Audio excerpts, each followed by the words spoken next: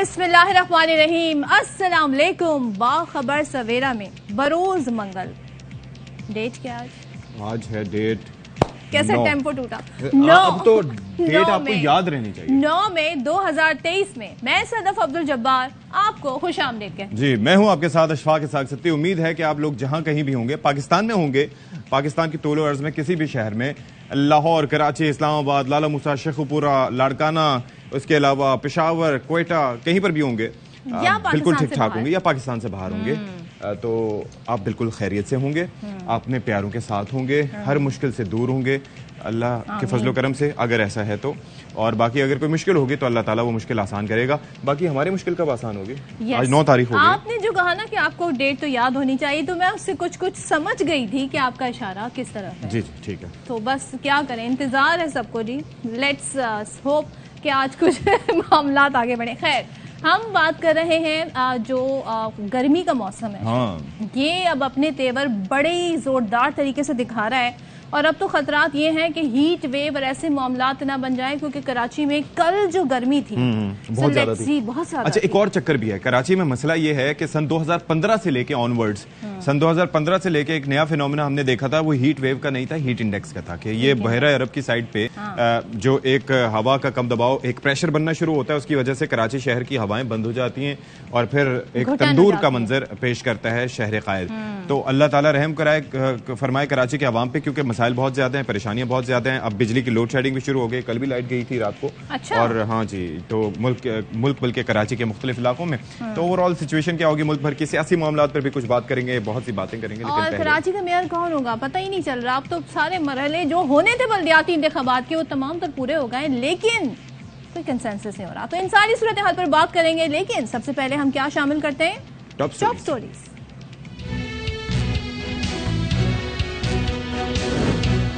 پاک فوج کا فوجی افسران کے خلاف عمران خان کے الزامات پر سخت رد عمل۔ فوج اور انٹیلیجنس اہلکاروں کو اشتعال انگیز بیانات اور پروپیگنڈے کے ذریعے نشانہ بنایا جا رہا ہے۔ ادارہ پروپیگنڈے کے خلاف قانونی کارروائی کا حق رکھتا ہے، ISPR کا اعلامیہ۔ عمران خان کے فوج پر الزامات برداشت نہیں، وزیر اعظم شہباز شریف اور سابق صدر آصف زرداری کا اعلان۔ کہتے ہیں عمران خان کا زوال دیکھ رہا ہوں، ایک فرد کو ملک تباہ کرنے کی اجازت نہیں دے سکتے۔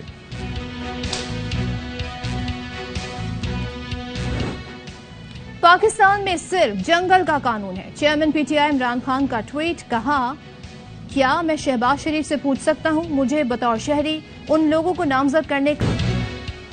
اور کراچی میں پارہ تیزی سے بڑھنے لگا، شہر گرم موسم کی لپیٹ میں۔ کراچی سمیت صوبے بھر میں رواں ہفتے شدید گرمی کا سلسلہ جاری رہے گا، محکمہ موسمیات نے خبر دی تھی۔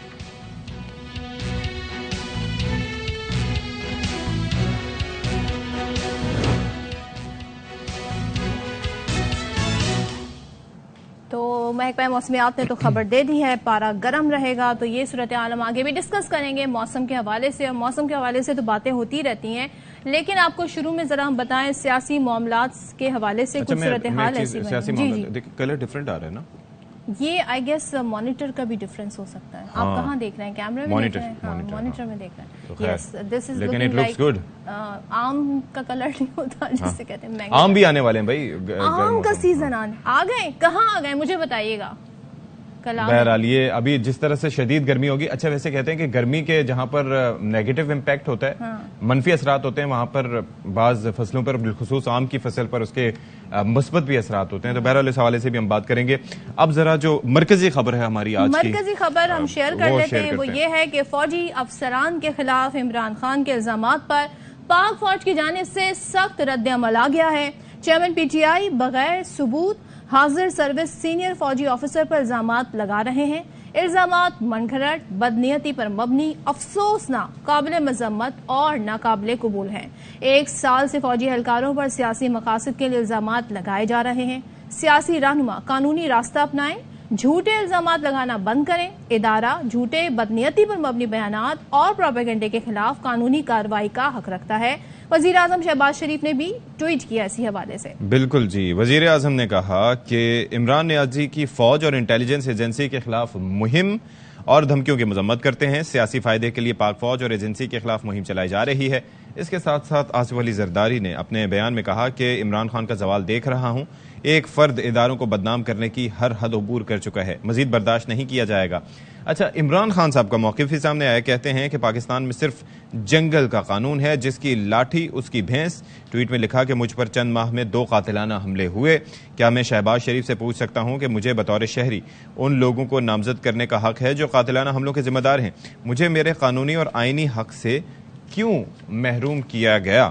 تحریک انصاف نے حکومت کے خلاف فیصلہ کن حکمت عملی اس کے علاوہ شروع کر دی ہے. اور سینئر صحافیوں اور اینکر پرسن سے ملاقات میں عمران خان نے کہا کہ آئین اور سپریم کورٹ کے فیصلوں پر عمل کے لیے چند روز انتظار کریں گے. اچھا, فواد چودھری صاحب کا موقف بھی سامنے آیا. کہتے ہیں کہ شفاف تحقیقات ہونے دیں, جو لوگ ملوث ہوں گے سامنے آ جائے گا.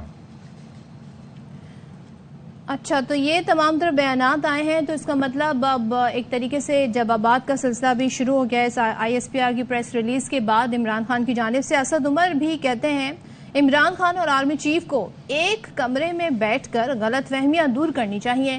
پاکستان تحریک انصاف کے جنرل سیکرٹری اسد عمر, انہوں نے اپنے پروگرام خبر مہر بخاری کے ساتھ گفتگو کی. کہا ہو سکتا ہے کچھ خبریں عمران خان کو اور کچھ خبریں آرمی چیف کو غلط پہنچائی جا رہی ہوں. یہ پارٹی پالیسی نہیں, ذاتی رائے ہے. وقت آ گیا ہے دونوں جانب سے غلط فہمیاں دور ہوں. خان صاحب اور جنرل عاصم منیر وقت گیا ایک کمرے میں بیٹھے 1 on 1, کوئی بھی نہ دروازہ بند کر دیں, جو دونوں سائیڈ کو ایک دوسرے سے گلے شکوے ہیں وہ کر لیں. جو تحفظات عمران خان صاحب کے دماغ میں ہیں وہ عاصم منیر صاحب جو ہے کھلے دل سے سنیں. اگر عاصم منیر صاحب کے ذہن میں کوئی تحفظات ہیں تو وہ عمران خان صاحب کے سامنے کر لیں. اگر آپ مجھ سے پوچھیں کہ کوئی مثبت صورتحال نہیں ہے کہ اس وقت ایک کھچاؤ کی صورتحال نظر آ رہی ہے, ہو سکتا ہے جو خبریں وہاں پہنچائی جا رہی ہوں جنرل عاصم منیر کے پاس وہ سچی نہ ہو سکتا ہے کہ کچھ باتیں ایسی جو عمران خان کو تک پہنچائی جا رہی ہیں شاید وہ حقیقت پہ مبنی نہ ہو. جو کچھ بھی ہے آمنے سامنے بیٹھ کے ورک آؤٹ کر دیں. یہ پارٹی کی پوزیشن نہیں, میں اپنی ذاتی پوزیشن کروں, لیکن میرے خیال میں کسی کو اس پہ اعتراض بھی نہیں ہوگا. جی جناب, تو یہ مشورہ دیا گیا, اب اس کے اوپر no comments, let's see what happens. تو bureau chief Islamabad Khawar Ghumman صاحب ہمیں جوائن کریں الگ صبح اور ہمارے پروگرام کی زینت بنتے ہیں. بہت شکریہ Khawar Ghumman sahab for being with us, and good morning to you. And good morning to you. تو یہ ذرا بتائیں کہ یہ سخت رد عمل آیا ہے جو خان صاحب کی جانب سے الزام لگائے گئے ہیں, ویری ریئر, اور ہاں شاذ و نادر ہی کبھی ایسے رد عمل آتے ہیں. الزام یا رد عمل؟ رد عمل. اچھا, رد عمل. تو بہرحال رد عمل سامنے چل رہے ہیں سال بھر, کیونکہ ایک عرصے سے یہ سلسلہ چل رہا ہے. تو آپ کو جب یہ پریس ریلیز اس طرح سے جاری ہوئی, جب اس طرح سے بیان جاری ہوا, تو اس وقت انیشیل ریئیکشن یا نقطہ نظر آپ کا کیا تھا؟ دیکھیں جی, میرا جو انیشیل ریئیکشن ہے سارے معاملے کو دیکھ کے پریشانی ہوتی ہے. پریشانی اس لیے ہوتی ہے کہ ملک جن حالات کے اندر اس وقت موجود ہے وہ سب کے سامنے ہیں. پاکستان کی معاشی حالت سب کے سامنے ہے, پاکستان کے جو بیرونی چیلنجز ہے وہ سب کے سامنے ہیں. تو اس طرح ملک کے اندر ایک بڑی پولیٹیکل پارٹی ہے. ظاہر ہے عمران خان اس وقت پاکستان تحریک انصاف کے چیئرمین, فارمر پرائم منسٹر, پورے ملک کے اندر ان کا ووٹر سپورٹر موجود ہے. جی, اور ان کی طرف سے اس طرح کا بیان آنا اور اس کے اوپر افواج پاکستان کے ترجمان کا ریئیکشن, تو یہ معاملہ ظاہر ہے غیر معمولی جو ہے حالات و واقعات کی طرف اشارہ کرتے ہیں. لیکن ہماری بحث کا میرے خیال میں جو مرکز یہ ہونا چاہیے کہ ان سارے معاملات سے نکلنا کس طرح ہے. وہ تو ہم کرتے ہی رہتے ہیں نا. پہلے تو انیشیل ہم خبر پہ بات کریں گے کہ ایسا ہوا کیا, معاملات اس نہج پہ پہنچے کیسے, اور اس کے بعد ظاہر ہے کہ نکلنے کے حوالے سے بات کی جا سکتی ہے. خاور کی پریس ریلیز ہے, اس میں ایک یہ بھی سجیشن دیا گیا ہے کہ عمران خان جو الزامات لگا رہے ہیں وہ الزامات لگانا بند کریں, قانونی راستہ اپنائیں. اب عمران خان نے اس کے جواب میں کچھ سوالات پوچھ لیے شہباز شریف کی ٹویٹ پہ. پرویز الہی کل مہر بخاری کے ساتھ پروگرام میں یہ کہتے ہیں جی میں نے ایف آئی آر یا میں نے یہ معاملات نہیں ہونے دیے. تو پھر قانونی راستہ اب عمران خان کی غلط فہمی دور ہو گئی ہوگی کہ وہ کیوں نہیں اپنا سک رہے. دیکھیں اس ایشو کے اوپر آئی ٹینڈ ٹو بائی جو آرگومنٹ تھوڑی دیر پہلے آپ سنوا رہے تھے اسد عمر کا, معاملہ یہ ہے کہ دیر از اے مس کمیونیکیشن ایٹ سرٹن لیول. ظاہر ہے آپ نے مختلف اوقات کے اندر حالیہ دیکھا کہ جو پاکستان تحریک انصاف کے رات کو بھی جو لیڈران ہیں, خاص طور پر فواد چودھری کاشف عباسی صاحب کے ساتھ تھے رات 8 بجے, اور ابھی اسد عمر کا آپ نے بیان کیا وہ سنایا وہ مہر بخاری صاحبہ کے ساتھ تھے, کہ کسی نہ کسی سطح کے اوپر کچھ تحفظات ہیں, مس کمیونیکیشن ہے, اور وہ مس کمیونیکیشن کا حل کیا ہونا ہے क्या जो तहफ़्फ़ुज़ात जिनका इजहार इमरान खान कर रहे हैं उनकी कितनी जेन्युइन ग्राउंड है। बज़ाहिर ये हमने सबने देखा कि इमरान खान के ऊपर एक हमला हुआ, उनको गोलियां लगी और उनकी अभी भी ट्रीटमेंट चल रही है, वो सारी की सारी चीजें सबके सामने हैं। उसके ऊपर उनके जो इमरान खान सवालात उठा रहे हैं उसके ऊपर याद होगा हमने भी उस जमाने में चौधरी परवेज लाई साहब का एक इंटरव्यू किया था जब जनरल बाजवा के हवाले से कुछ बयानात दिए जा रहे थे। चौधरी परवेज लाई का रिएक्शन उसके ऊपर भी जी वही साथ है। हमने तो चेहरे के तासुरात भी बदलते देखे थे उस वक्त। एग्जैक्टली तो प्रॉब्लम ये है कि मैं वही कह रहा हूँ कि ये बहस करते रहना कि जी किसने किस मौके के ऊपर क्या कहा, कौन क्या कह रहा है, ये तो सारी चीजें सामने हैं, हम टेलीविजन के ऊपर देख रहे हैं, सुन रहे हैं, अखबारात के अंदर उसके ऊपर पढ़ रहे हैं। मैं वही अर्ज कर रहा हूँ कि इस मौके के ऊपर इसका हल क्या है। क्या इसका हल ये है कि जो है दोनों तरफ से इस तरह के बयानात आते रहें।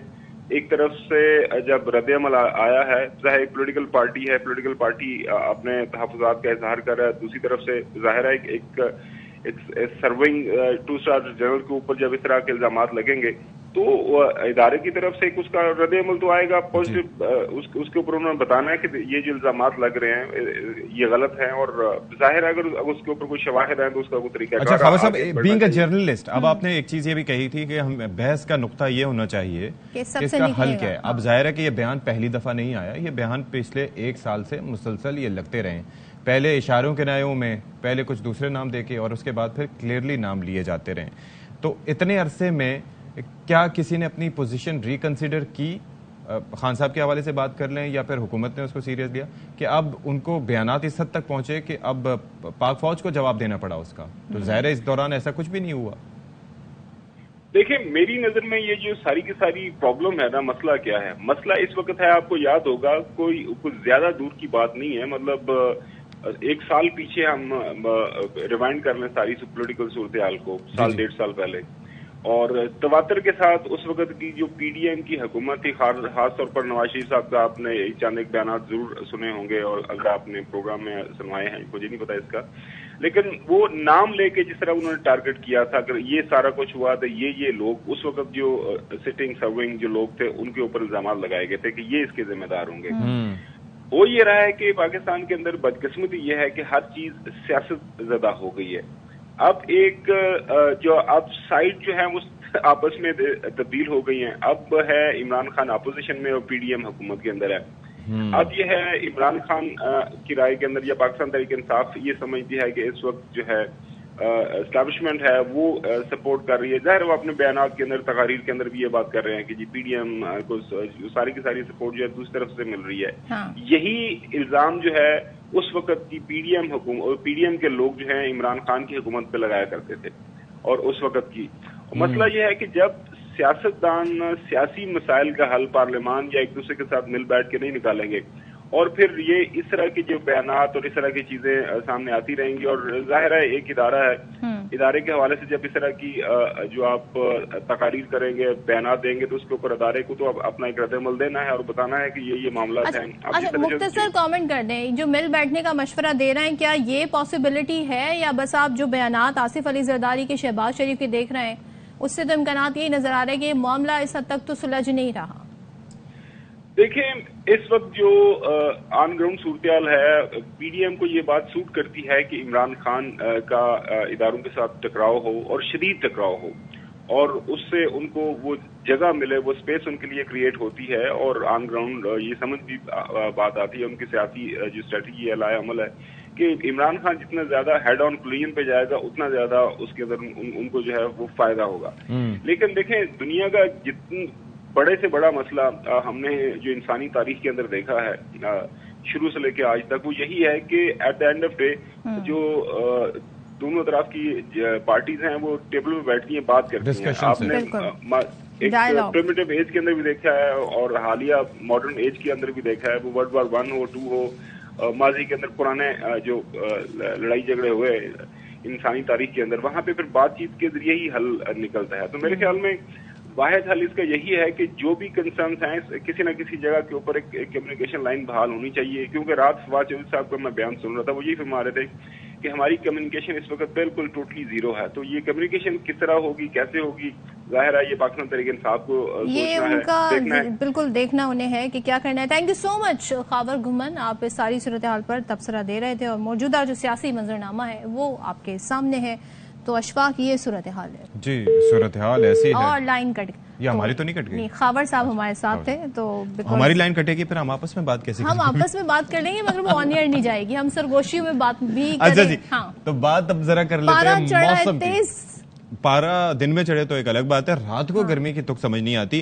رات کو بھی شدید گرمی. رات میں کیسے پارا چڑھ سکتا ہے؟ پارا تو سورج کا چڑھتا ہے. پارا وہ اس کا حدت کا ہوتا ہے نا بیسیکلی, اس کا سورج سے تعلق نہیں ہے پارے کا. ویسے بھی گرم ہو سکتا ہے اگر مثال کے طور پر کور ٹیمپریچر ہائی ہے. جی, صورتحال ایسی ہے. اور لائن کٹ یہ ہماری تو نہیں کٹ گئی. خاور صاحب ہمارے ساتھ تھے تو ہماری لائن کٹے گی, پھر ہم آپس میں بات کیسے ہم آپس میں بات کر لیں گے مگر وہ آن ایئر نہیں جائے گی, ہم سرگوشیوں میں بات بھی اچھا جی.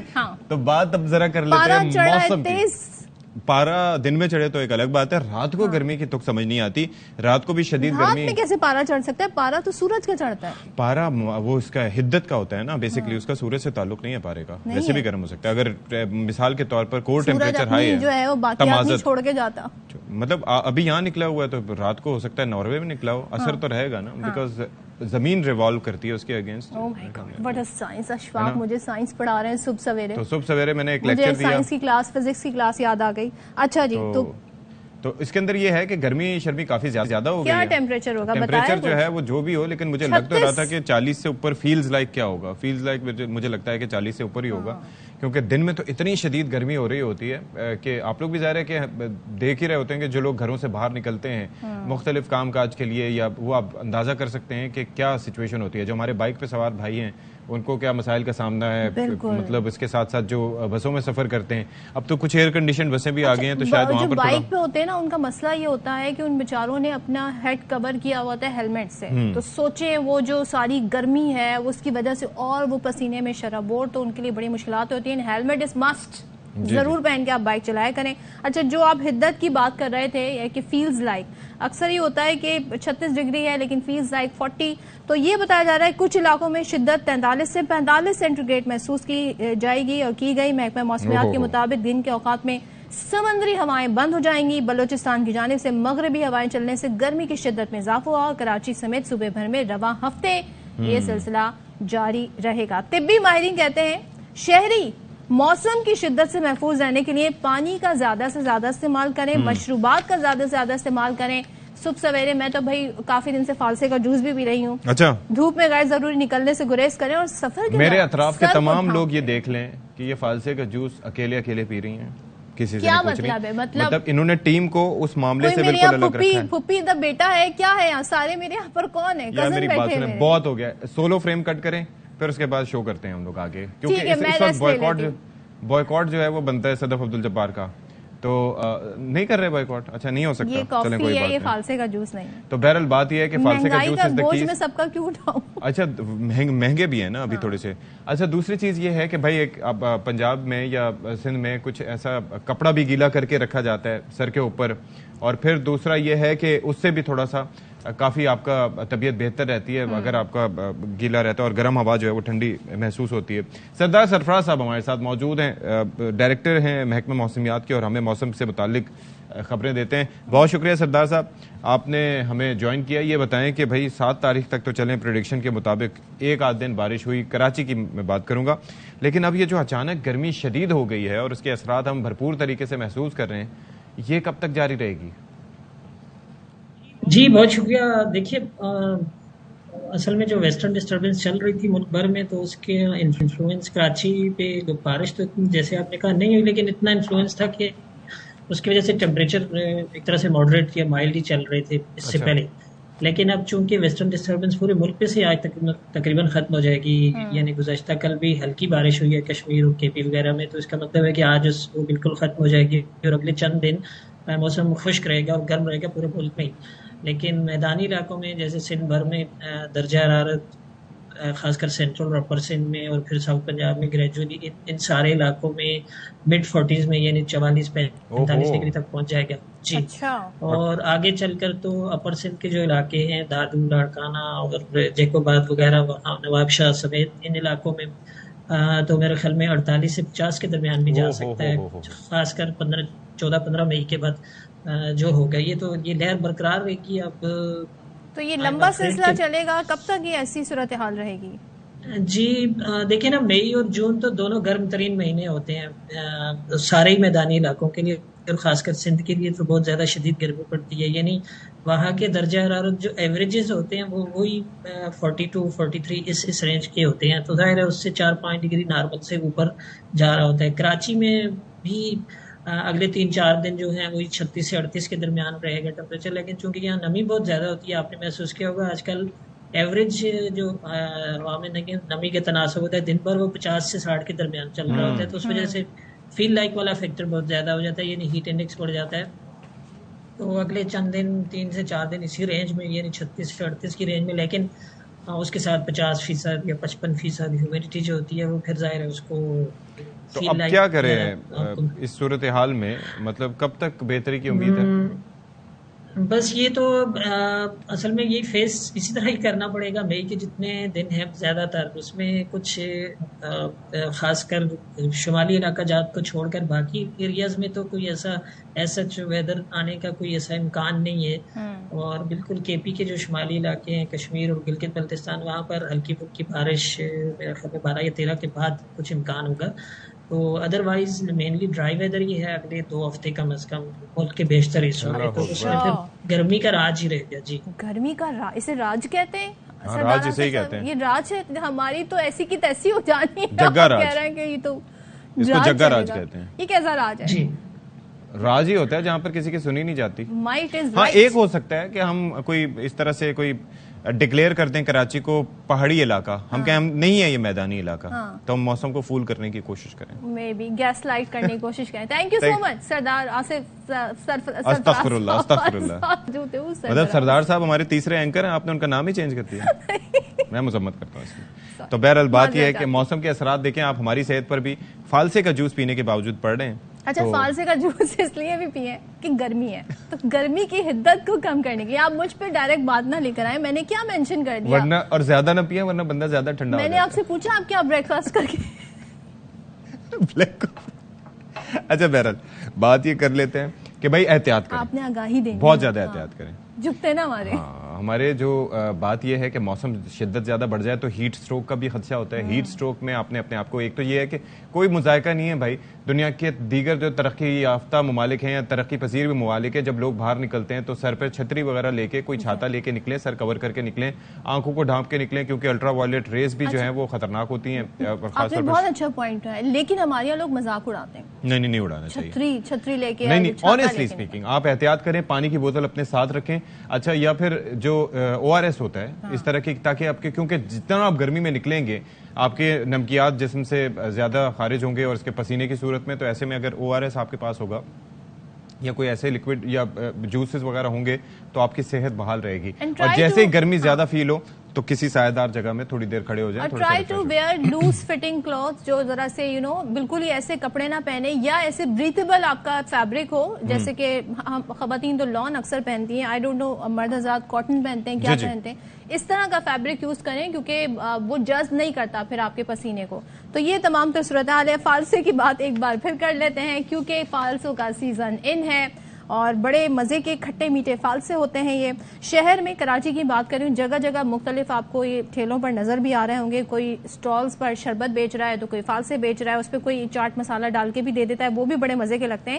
تو جوڑیا بازار کا کھٹا میٹھا فالسے کا شربت گرمی کا بہترین توڑ ہونے کے ساتھ شہریوں کے لیے پسندیدہ مشروب بھی ہے. اور اس حوالے سے کون بتا رہے ہیں ہمیں؟ روبینہ کو لاسٹ ٹائم بھی ہم نے کہا تھا کہ وہ مزے کے کھانے کھاتی ہیں، تو آج بھی شربت پیا ہے انہوں نے اکیلے. بس ایسے ہی ہوتا ہے یہاں پر، جس کو موقع لگتا ہے وہ کرتا ہے. لیکن ایک چیز یہ ہے میرے بھائیوں، میری بہنوں، میرے دوستوں، بزرگوں، آپ لوگوں نے یہ خیال کرنا ہے کہ جس جگہ پہ آپ جا کے ایسے مشروبات پیتے ہیں تو وہاں پر تھوڑا سا احتیاط آپ نے کرنی ہے کہ صفائی ستھرائی کا وہاں پر آپ دیکھیں کہ اگر پراپر ان کا انتظام ہے, جو برتن استعمال ہو رہے ہیں وہ صحیح طریقے سے دھوئے جا رہے ہیں, یا پھر زیادہ بہتر یہ ہوگا کہ آپ جو ڈسپوزیبل گلاس ہیں وہ استعمال کریں, پلیٹس استعمال کریں, ورنہ یہ جگہیں جو ہوتی ہیں وہاں سے ہیپیٹائٹس پھیلنے کے بہت زیادہ چانسز ہوتے ہیں. تو احتیاط اس صورت میں واحد علاج ہے. بالکل زبردست, کیا اچھی بات کہی ہے اشفاق نے. اسی بات پہ بنتا ہے بریک کے بعد واپس آتے ہیں.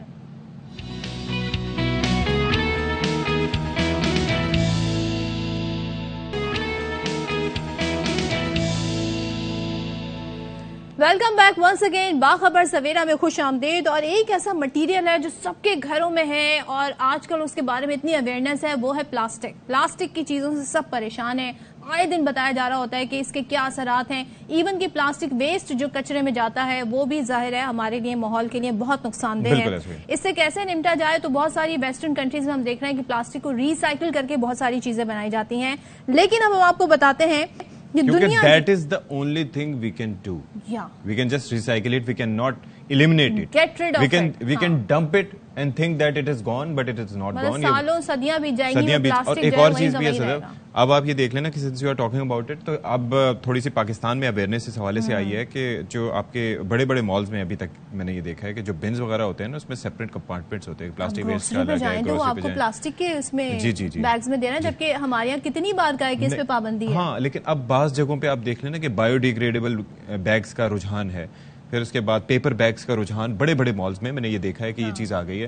اور بڑے زہر لگتے ہیں وہ لوگ جب کہتے ہیں کہ آپ یہ خرید لیں 40-50 روپے میں, آپ کو شاپنگ بیگ چاہیے, اس کے وہ 80 روپے پتہ نہیں 100 روپے کاٹ لیتے ہیں. اب آ جائیں اس پہ ریسائکلیبل. اچھا جی, اس مسئلے پہ قابو پانے کے لیے ہمارے ساتھ جو خاتون موجود ہیں انہوں نے بڑی زبردست ایجاد کی اور کہتے ہیں ضرورت ایجاد کی ماں ہے. تو نام ہے ماجدہ محمد. انہوں نے اس بڑے مسئلے سے مؤثر طریقے سے نمٹنے کے لیے حل نکالا ہے اور اب وہ اس کچرے کو ٹھکانے لگا رہی ہیں, یعنی کہ اس سے ماحول بھی بچ جائے گا. ہو کیا رہا ہے, انہوں نے ایک سستا گھر تعمیر کرنے کا طریقہ متعارف کرا دیا ہے, طرز تعمیر کا نیا طریقہ. ماجدہ صاحبہ نے پلاسٹک کے کچرے کو ریسائکل کر کے اینٹوں کی شکل میں ڈھال دیا ہے اور ماجدہ نے اپنے ہسبینڈ کی مدد سے یہ سٹارٹ اپ قائم کیا جس کا مقصد کچرے کو ریسائکل کرنا اور تعمیرات کے شعبے میں ایک جدت لانا. اچھا جی, یہ سلسلہ شروع کب ہوا تھا؟ یہ شی از اے ہاؤس وائف, لیکن کووڈ کے دنوں میں انہوں نے یہ سلسلہ شروع کیا اور وہ بتاتی ہیں کہ ان کے شوہر جو ہیں وہ کیمیکل انجینئر ہیں, تو ساتھ مل کے انہوں نے یہ ایک سلسلہ شروع کیا اور بڑا مفید ہے. یہ جو ایک ریسائکلیبل جو ایک بلاک ہے, اس کو بلاک ہی کہیں گے بیسکلی, ہالو بلاک ہے, اور اس کے اندر جو کیپیسٹی ہے کہ یہ جو ہے وہ ساؤنڈ پروفنگ کی بھی اس کے اندر صلاحیت ہے. تو ہمارے ساتھ موجود ہیں ماجدہ محمد اسٹوڈیوز میں, ان سے بات کر لیتے ہیں. بہت شکریہ ماجدہ فار بینگ ود اس. تو یہ کووڈ کے دنوں میں آپ نے جس طرح سے آف کیمرہ ہماری بات ہو رہی تھی تو کہا کہ یہ سلسلہ شروع کیا, آئیڈیا کیسے آیا؟ You could have done so many things. آپ صرف کیا نام ہے اس کا, موبائل پہ آپ ویڈیوز دیکھتے دیکھتے لوگوں نے کووڈ اپنا گزار دیا, سیزنز دیکھتے دیکھتے گزار دیا. آپ نے اتنا کنسٹرکٹیو آئیڈیا کیسے سوچا, وہ بھی کووڈ کے دنوں میں جو ہے ایکچولی آن لائن کورسز کافی انٹروڈیوس ہو گئے. جس طرح کووڈ میں لوگوں کو بہت ساری پریشانیاں فیس کرنی پڑی, اس طرح سے اپارچونیٹیز بھی بہت زیادہ کریٹ ہوئی ہیں کووڈ کے دنوں میں. لوگ شیف بن گئے بھائی. جی بالکل ایگزیکٹلی. تو میں نے انوائرمنٹل سائنسز کے کچھ کورسز کیے تھے آن لائن. جی آن لائن کورسز کیے تھے میں نے, اور اس میں جو ہے میں نے جب ایشوز کو پڑھا, ہمارے انوائرمنٹ کے ایشوز کو جب میں نے پڑھا, تو اس میں ہماری گلوبل وارمنگ اور گرین ہاؤس ایمیشنز کا ایک میجر کاز جو ہے وہ پلاسٹک ویسٹیج ہے. جب ہم پلاسٹک کی ایک بوٹل لیتے ہیں, خریدتے ہیں, میں اس کو 1 گھنٹے کے اندر پی کے وہ بوٹل ختم کر لیتی ہوں, لیکن وہ بوٹل جب میں ڈسٹ بن میں ڈمپ کرتی ہوں تو وہ تقریباً 200 سے 500 سال تک وہ بوٹل رہ سکتی ہے. 200 سے 500 5000 سال تک رہ سکتی ہے. بالکل exactly. It depends upon the types of plastic کہ وہ کون سا پلاسٹک ہے. تو منیمم لائف بھی جو ہے پلاسٹکس کی 200 ایئرز ہے. تو شاید اینڈ آف ٹائم ہی کہہ لیں. ایگزیکٹلی. میری شاید 3-4 نسلیں آ جائیں گی, لیکن میں چلی جاؤں گی اس دنیا سے, لیکن میری 3-4 نسلیں آئیں گی, تب تک وہ بوٹل وہیں پڑی رہے گی. ریسائکل کر کے کچھ بہتری لا سکتے ہیں. ایگزیکٹلی. آپ نے پھر کیا سیکھا, کیسے یہ ایجاد ہوا؟ میرے ہسبینڈ جیسا کہ میں نے آپ کو بتایا کہ کیمیکل انجینئر ہیں, اور جب ہم اس پرابلم کو اسٹڈی کر رہے تھے تو میجر پرابلم جو ہے ہمارا پلاسٹک ویسٹیج ہے ہمارے انوائرمنٹ کا, one of the major problem. تو اس پلاسٹک ویسٹیج کو جب ہم ڈمپ کر دیتے ہیں تو یہ لینڈ فلز میں, اوشنز میں جو ہے وہ اپنی جگہ بنا لیتا ہے اور گلوبل وارمنگ کا ذریعہ بنتا ہے. کیونکہ جب سن ریز جو ہے پلاسٹک ویسٹ پہ پڑتی ہیں تو وہ گلوبل وارمنگ کریٹ ہوتی ہے, جس کی وجہ سے ہمارے فلڈز آتے ہیں, ڈرافٹس آتے ہیں اور ٹائفونز آتے ہیں. تو یہ سارے جو ریزنز ہیں, اس کو میں نے دیکھنا شروع کیا کہ یہ جو گلوبل ایشوز ہیں, یہ صرف میرے گھر کا یا میرے کنٹری کا نہیں, یہ گلوبل ایشو ہے. تو میں نے جب اپنے گھر میں دیکھنا شروع کیا اپنے اطراف، تو ہماری زندگی شروع ہی پلاسٹک سے ہوتی ہے اور ختم بھی پلاسٹک پر ہوتی ہے. تو جب میرے گھر ہے، کچن ہے، وارڈروب ہے، اسٹوریج ہے، بچوں کے اسکولز ہیں، آفیسز ہیں، ہر چیز ہر جگہ پلاسٹک کی بنی ہوئی ہے. تو یہ پلاسٹک ہر چیز کے دو پہلو ہوتے ہیں. ایک تو اس کا نیگیٹو پہلو ہمارے سامنے گلوبل مسئلے کے طور پہ ہے پلاسٹک ویسٹیج.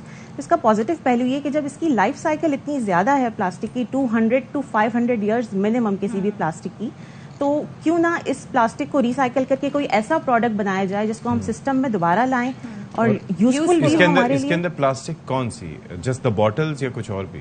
نہیں، ہم ویسے جو ہمارا بیسک پروڈکٹ ہے یہ تو ABS پلاسٹک کا بنا ہوا ہے، لیکن ہم اس کو اور ڈفرینٹ کمبینیشنز آف پلاسٹک کے ذریعے بھی یہ والے برکس بنا سکتے ہیں. اوکے، ہم نے جو ہے ABS پلاسٹک کیا ہوتا ہے؟ ABS plastic this is the hardest form of plastic. ٹھیک ہے. اور یہ ہم نے ڈفرینٹ یونیورسٹیز کے ہم نے اس پہ 4 سال اسٹڈی کیا ہے، اس کے بعد ہم نے یہ پروڈکٹ بنایا. یس ایگزیکٹلی، بالکل یہ ایزیلی اویلیبل ہوتا ہے. بلاکس کی مدد سے گھر تعمیر ہو سکتا ہے پورا؟ بالکل تعمیر ہو سکتا ہے. یہ کنسٹرکشن گریڈ کے پلاسٹک برکس ہیں. ان کو ہم نے ڈفرینٹ یونیورسٹیز کے PhD ڈاکٹرز، پالیمر ڈپارٹمنٹ کے PhD ڈاکٹرز کے ساتھ مل کے ہم نے اس پہ ریسرچ ورک کیا ہے اور پھر اس کو ہم نے بنا کر اور ٹیسٹ کر کے اور پھر سرٹیفائی کرایا ہے. اچھا، یہ کنسٹرکشن گریڈ کے پلاسٹک بلاکس ہیں. مطلب کیا یہ اس کے لیے جو آپ کی ٹارگٹ مارکیٹ کیا ہے، یہ کیا مطلب یہ کہ غریب افراد اس کے لیے ایزیلی افورڈ کر سکتے ہیں یا پھر کہیں پر بھی کنسٹرکشن میں یوز ہو سکتے ہیں؟ یہ کہیں پر بھی کنسٹرکشن میں یوز ہو سکتے ہیں. اگر میں اس کے آپ نے بچوں کے جو ہے وہ پلاسٹک بلاکس دیکھے ہوں گے، لیگوز. بچے اس سے کتنی زیادہ چیزیں بناتے ہیں، کتنی انوویشنز کرتے ہیں. آپ خود سوچیں اگر ان پلاسٹک بلاکس سے ہم وہی چیزیں بنائیں اور پھر ہم اس کو پریکٹیکلی یوز کر سکیں. لیگوز کی طرح جڑیں گے یا کسی اور لیگوز کی طرح؟ نہیں، لیگوز کی طرح، لیگوز کی طرح بلاک پہ بلاک رکھ کے ہم اس کو انٹرلنک کک مارے تو ٹوٹ تو نہیں جائے گی دیوار ہماری؟ نہیں، یہ کیونکہ ہم نے اس کو کنسٹرکشن گریڈ کے لیے سرٹیفائی کرایا ہے تو اس میں اتنی اسٹرینتھ ہے کہ یہ آپ اس سے گھر کی دیواریں بنا سکتے ہیں. اچھا، اس کے اندر ایک اور چیز بھی ہے کہ آپ دیکھیں ہمارے ہر جگہ پہ جو کنکریٹ سے تو کام ہوتا ہے، لیکن بیمز وغیرہ اور یہ پلرز وغیرہ کا چکر جو ہے پنجاب یا ادھر ادھر دور افتادہ علاقوں میں، وہاں پر یہ بھی ہوتا ہے کہ بعض اوقات پتھر کی بنیاد پہ دیواریں بنائی جاتی ہیں اور اوپر چھت ڈال دی جاتی ہے. ایک تو یہ، پھر دوسرا یہ ہے کہ اینٹوں کی مدد سے بھی بعض اوقات گھر لوگ بنا لیتے ہیں اور وہ جو اس کا پلرز وغیرہ کا چکر نہیں ہوتا. اب یہ جو ہے پلاسٹک کا ایک مسئلہ ہے کہ پلاسٹک جو ہے وہ ہیوی پے لوڈز اگر ڈائریکٹلی اس پہ پڑیں تو وہ نہیں اٹھا سکتا. اس کے لیے اس کو وال فلر کے طور پر تو یوز کیا جا سکتا ہے، لیکن ڈائریکٹلی یوز کرنا وڈ دیٹ بی ایڈوائزڈ؟ ہم نے اس پر کافی ریسرچ کر کے اور اسٹڈی کر کے ہم نے اس کا جو اسٹرکچر بنایا ہے اس میں آپ دیکھ رہے ہیں تھرو اینڈ تھرو ہولز ہیں پلاسٹک بلاکس میں. تو ان کو ہم تھرو اینڈ تھرو ہولز ہیں پلاسٹک بلاکس میں، تو ان کو ہم زمین میں گراؤنڈ کر کے ڈرل کر کے اور پھر فکس کر کے اور انٹر لنک کر کے اس کی دیوار بناتے ہیں تاکہ وہ اسٹرینتھن ہو جائے. اچھا، دوسری ایک چیز یہ ہے کہ اگر اس کے اوپر پھر ظاہر ہے کہ اگر پینٹ وغیرہ کرنے کا کیا؟ بالکل ایستھیٹیکلی یہ جس طرح سے ہماری گھر کی نارمل دیواریں ہوتی ہیں، آپ اس پر وال پیپرز لگا سکتے ہیں، اس پر پینٹس لگا سکتے ہیں. ہم نے کافی پروجیکٹس بنائے ہیں جن میں ابھی تک ہم نے اس پر پینٹ بھی کیا ہے اور ہم نے اس پہ ایستھیٹیکلی ہم نے اس پہ وال پیپرز لگائے ہیں. اس پہ آپ گھروں میں جو چیزیں ہم دیواروں پر لگا رہے ہوتے ہیں ڈرل کر کے ڈیکوریشن کے حوالے سے یا استعمال کے حوالے سے، جیسے ایک اور چیز وغیرہ کہ مثال کے طور پر جیسے اب ڈائریکٹلی میں بیسکلی وہ سوال پوچھ رہا ہوں جو ایک عام آدمی کے ذہن میں آ سکتے ہیں. اب پلاسٹک کا ایک اور ایشو یہ ہے کہ آپ کو پتا ہے کہ آج کل گرمیاں بہت پڑ رہی ہیں.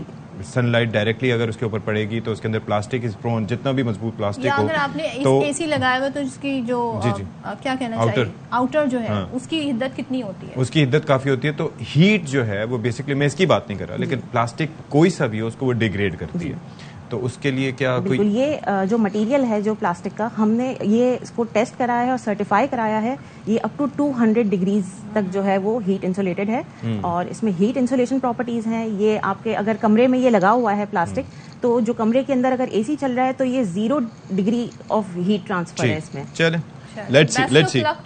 Thank you so much for being with us. ہمارے ساتھ تھی. تو نہیں ہے کوئی چیز نکمی زمانے میں. یہ اقبال نے یہ شعر کہا تھا اور ہوتا نہیں برا کوئی قدرت کے کارخانے میں. سو ماجدہ نے ثابت کر دکھایا اور لیٹس ہوپ کہ اس میں ہم ترقی کریں، اس جدت کے ساتھ آگے بڑھیں. دنیا کہاں سے کہاں جا رہی ہے. 3D پرنٹر کے ذریعے بھی جی اب گھر تعمیر ہو جاتے ہیں، تو یہ تو بڑی زبردست چیز ہے. تھینک یو سو مچ ماجدہ. اچھا جی، اب خبر ذرا ایک شامل کر لیتے ہیں، اور خبر یہ ہے کہ سابق وزیر اعظم عمران خان صاحب اسلام آباد کے لیے روانہ ہو گئے ہیں. تو اب لیٹس سی کہ ان کی وہاں پر کیا مصروفیات ہوں گی. تو یہ آپ کو ہم بتائیں کہ یہ خبر ابھی تک ہمارے تک پہنچی ہے کہ عمران خان صاحب اسلام آباد کے لیے روانہ ہو گئے ہیں. اچھا، تو خان صاحب جو ہیں وہ اسلام آباد کے لیے نکلے ہیں، اور یہ اس حوالے سے جیسے اپڈیٹس آتی جائیں گی ہم آپ کے ساتھ شیئر کرتے رہیں گے. اب جی آپ کو بتاتے ہیں خبر.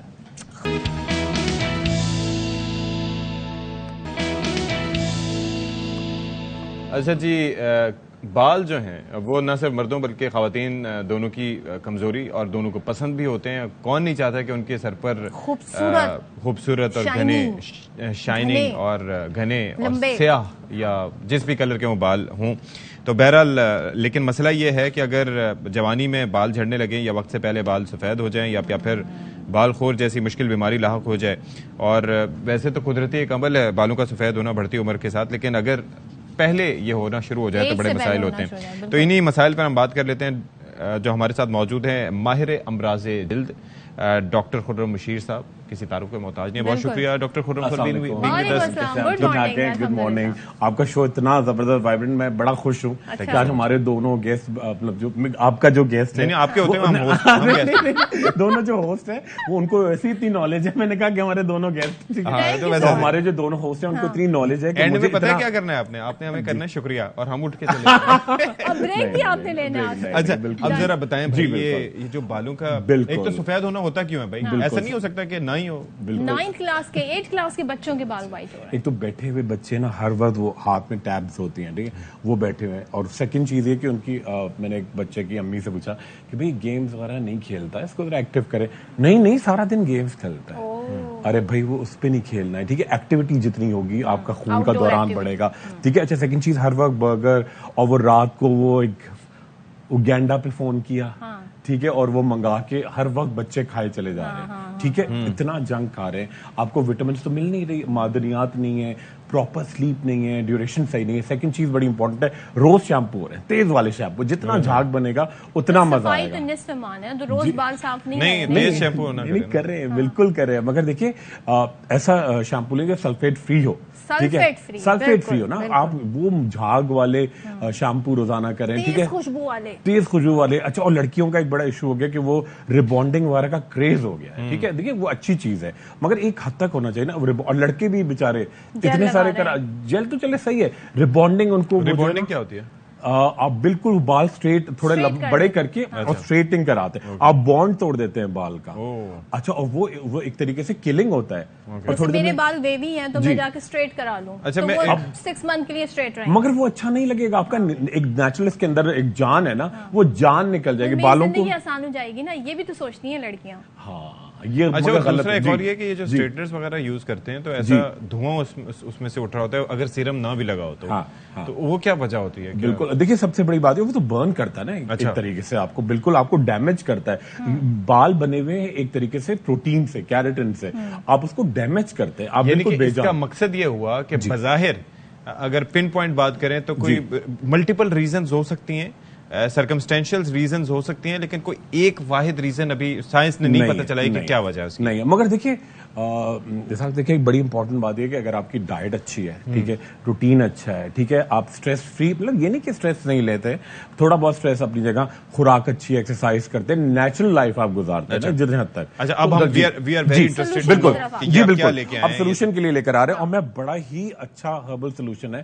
اور آپ دیکھیے لوگ استعمال، اچھا ہمارے یہاں تیل لگانے کا ٹرینڈ نہیں ہے، ٹھیک ہے. اچھا میں بڑا زبردست ایک تیل بتا رہا ہوں اور ہم گفٹ بھی کرتے رہیں گے ARY کے پلیٹ فارم سے. دیکھیے اچھا دیکھیے بالکل آپ یہ لے کے جائیے گا، ٹھیک ہے. اچھا دیکھیے اس کے اندر کیا ہے، یہ 3 تیل ہیں، ایک آملے کا تیل ہے، میٹھے بادام کا تیل ہے اور زیتون کا تیل ہے. ان تیلوں کے اندر 5 چیزیں ہیں، ٹھیک ہے.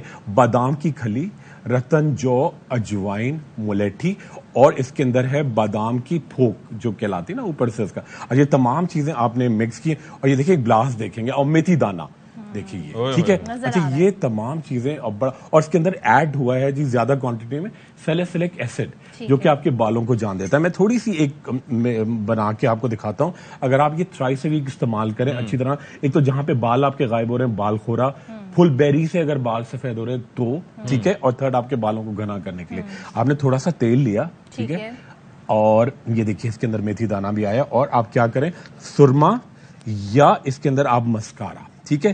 اچھا مسکارا سرما یہ ایک بڑے اریٹنٹ ہے, یہ گنجےپن میں بھی کام آتے ہیں, بالوں کو بڑا, بالکل ہم لوگ سمجھتے ہیں کہ جی اچھا سرما تو سمجھتے ہیں کہ ہارمفل ہوگا, بالکل نہیں, بالوں میں لگانا چاہیے. آپ اگر سرما, جہاں سرمے کی مالش کرتے ہیں تیل کے ساتھ, تو جہاں گنجا پن ہو رہا ہوتا ہے وہاں پہ آپ کے بال بہت تیزی سے آنا شروع ہو جاتے ہیں. ٹھیک ہے, مسکارا لے لیں یا سرما ہو تو زیادہ اچھا ہے, جو بھی اویلیبل ہو. ٹھیک ہے, آپ نے مکس کیا اور اس تیل کو مکسچر بنا کے, اور یہ جتنا بھی تیل ہوگا اس کو آپ نے ہیٹ اپ کیا تھوڑی دیر چولہے پہ. ٹھیک ہے, اور جب تھوڑا سا گرم ہو گیا روئی سے اچھی طرح پورے سر میں لگایا. اور کھانا بہت ضروری ہے, کوئی ایسی چیز ہو جو کہ خاص طور پہ بایوٹن, زنک, میگنیشیم اور جس کے اندر کیراٹن ہو, پروٹین.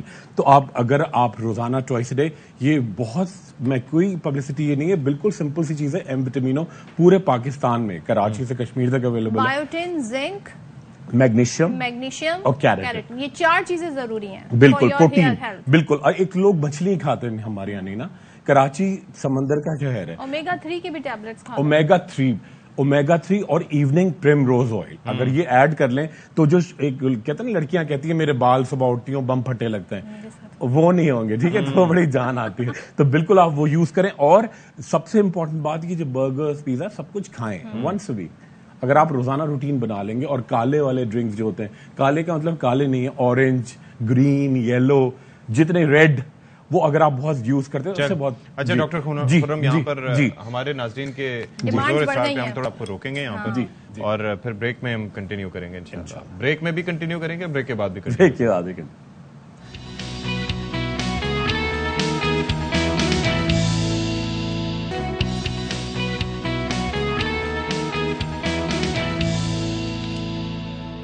جی 1 چٹکی 2 چٹکی 3 چٹکی. ہاں جی, باخبر سویرا میں ایک بار پھر سے آپ کا خیر مقدم ہے. امید ہے آپ لوگ بالکل ٹھیک ٹھاک ہوں گے, خیریت سے ہوں گے, اور اپنے ٹی وی اسکرین سے جڑے ہوں گے اور ہمارا شو دیکھ رہے ہوں گے. اچھا وہ پتہ ہے میٹرک کے امتحانات بھی شروع ہو گئے ہیں. کل بھی ہم نے اس حوالے سے بات کی تھی. نقلوں کے کیا نئے نئے طریقے نکلے ہیں؟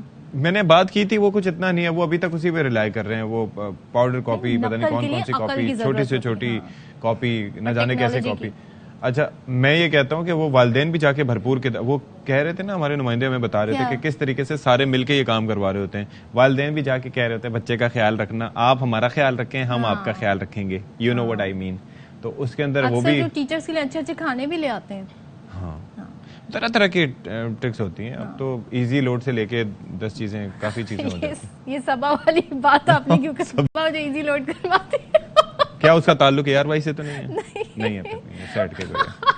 تو بہرحال وہ سبھی سبا سے کہیں نہ کہیں کسی نہ کسی طرح متاثر ہیں. یہ بتانا بھول گئے آپ 10 میں اشفاق اسحاق ستی, آپ کا جانا مانا اور پہچانا آپ کی آنکھوں کا تارا راج دلارا. اس وقت جو ہے وہ اہم ترین بات یہ ہے کہ جناب مسائل بہت ہیں, اور ایک خبر جو ہے وہ وفاقی دارالحکومت سے ہمارے سامنے. جی میں بتا دیتی ہوں, اسلام آباد ہائی کورٹ نے عمران خان اور دیگر کے خلاف مزید مقدمات درج نہ کرنے اور تفصیلات طلبی کی درخواست قابل سماعت ہونے پر فیصلہ محفوظ کر لیا ہے. عمران خان کے وکیل کیا کہتے ہیں اس حوالے سے, جہانگیر اسلم ہمیں مزید بتائیے گا. جی جی بالکل, عمران خان اور پی ٹی آئی کے خلاف مزید مقدمات درج نہ کرنے اور مقدمات کی تفصیلات طلب کرنے کا معاملہ اسلام آباد ہائی کورٹ میں چیلنج کیا تھا, جو کہ سماعت اسلام آباد ہائی کورٹ کے چیف جسٹس عامر فاروق نے کی.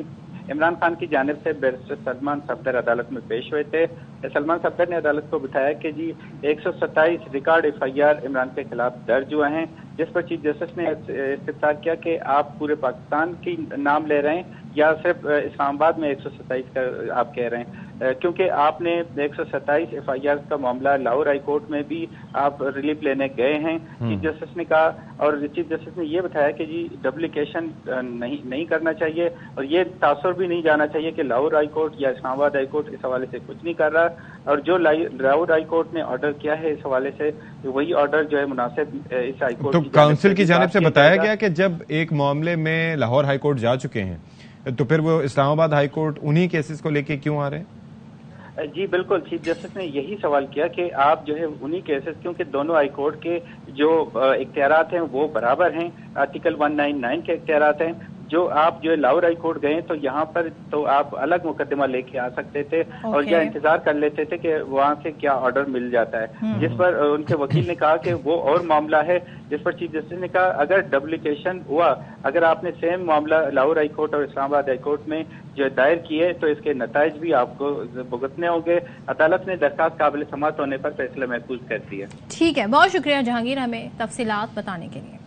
अच्छा जी। So once again doctor Khurram Musheer हमारे साथ हैं। डिमांड बढ़ गई है क्योंकि वो बड़े मुफीद मशवरे आपको दे रहे हैं और ये अब हर घर का मसला है, आपके बालों से रिलेटेड खासतौर पर हर दूसरा शख्स, बच्चा बच्ची सब मुतासिर हैं। तो हम तेल उन्होंने बड़ा जबरदस्त हमें बताया जो कि मैं इनसे ले लूंगी थोड़ी देर में, आज मैं इसे अप्लाई भी करूंगी घर में। तो और आप हमें क्या मजीद बता सकते हैं? एक होता है डैंड्रफ का इशू, बहुत सारे लोगों को गर्मी आए सीबम बालों में आ जाता है, बाल ऑयली हो जाते हैं, साथ में डैंड्रफ भी हो जाता है। बड़ा इंपॉर्टेंट चीज है, इसको सेबरिक डर्मेटाइटिस कहते हैं। अच्छा, होता क्या है, पूरे सर में आपका ना एक लेयर बन जाती है खुश्की की।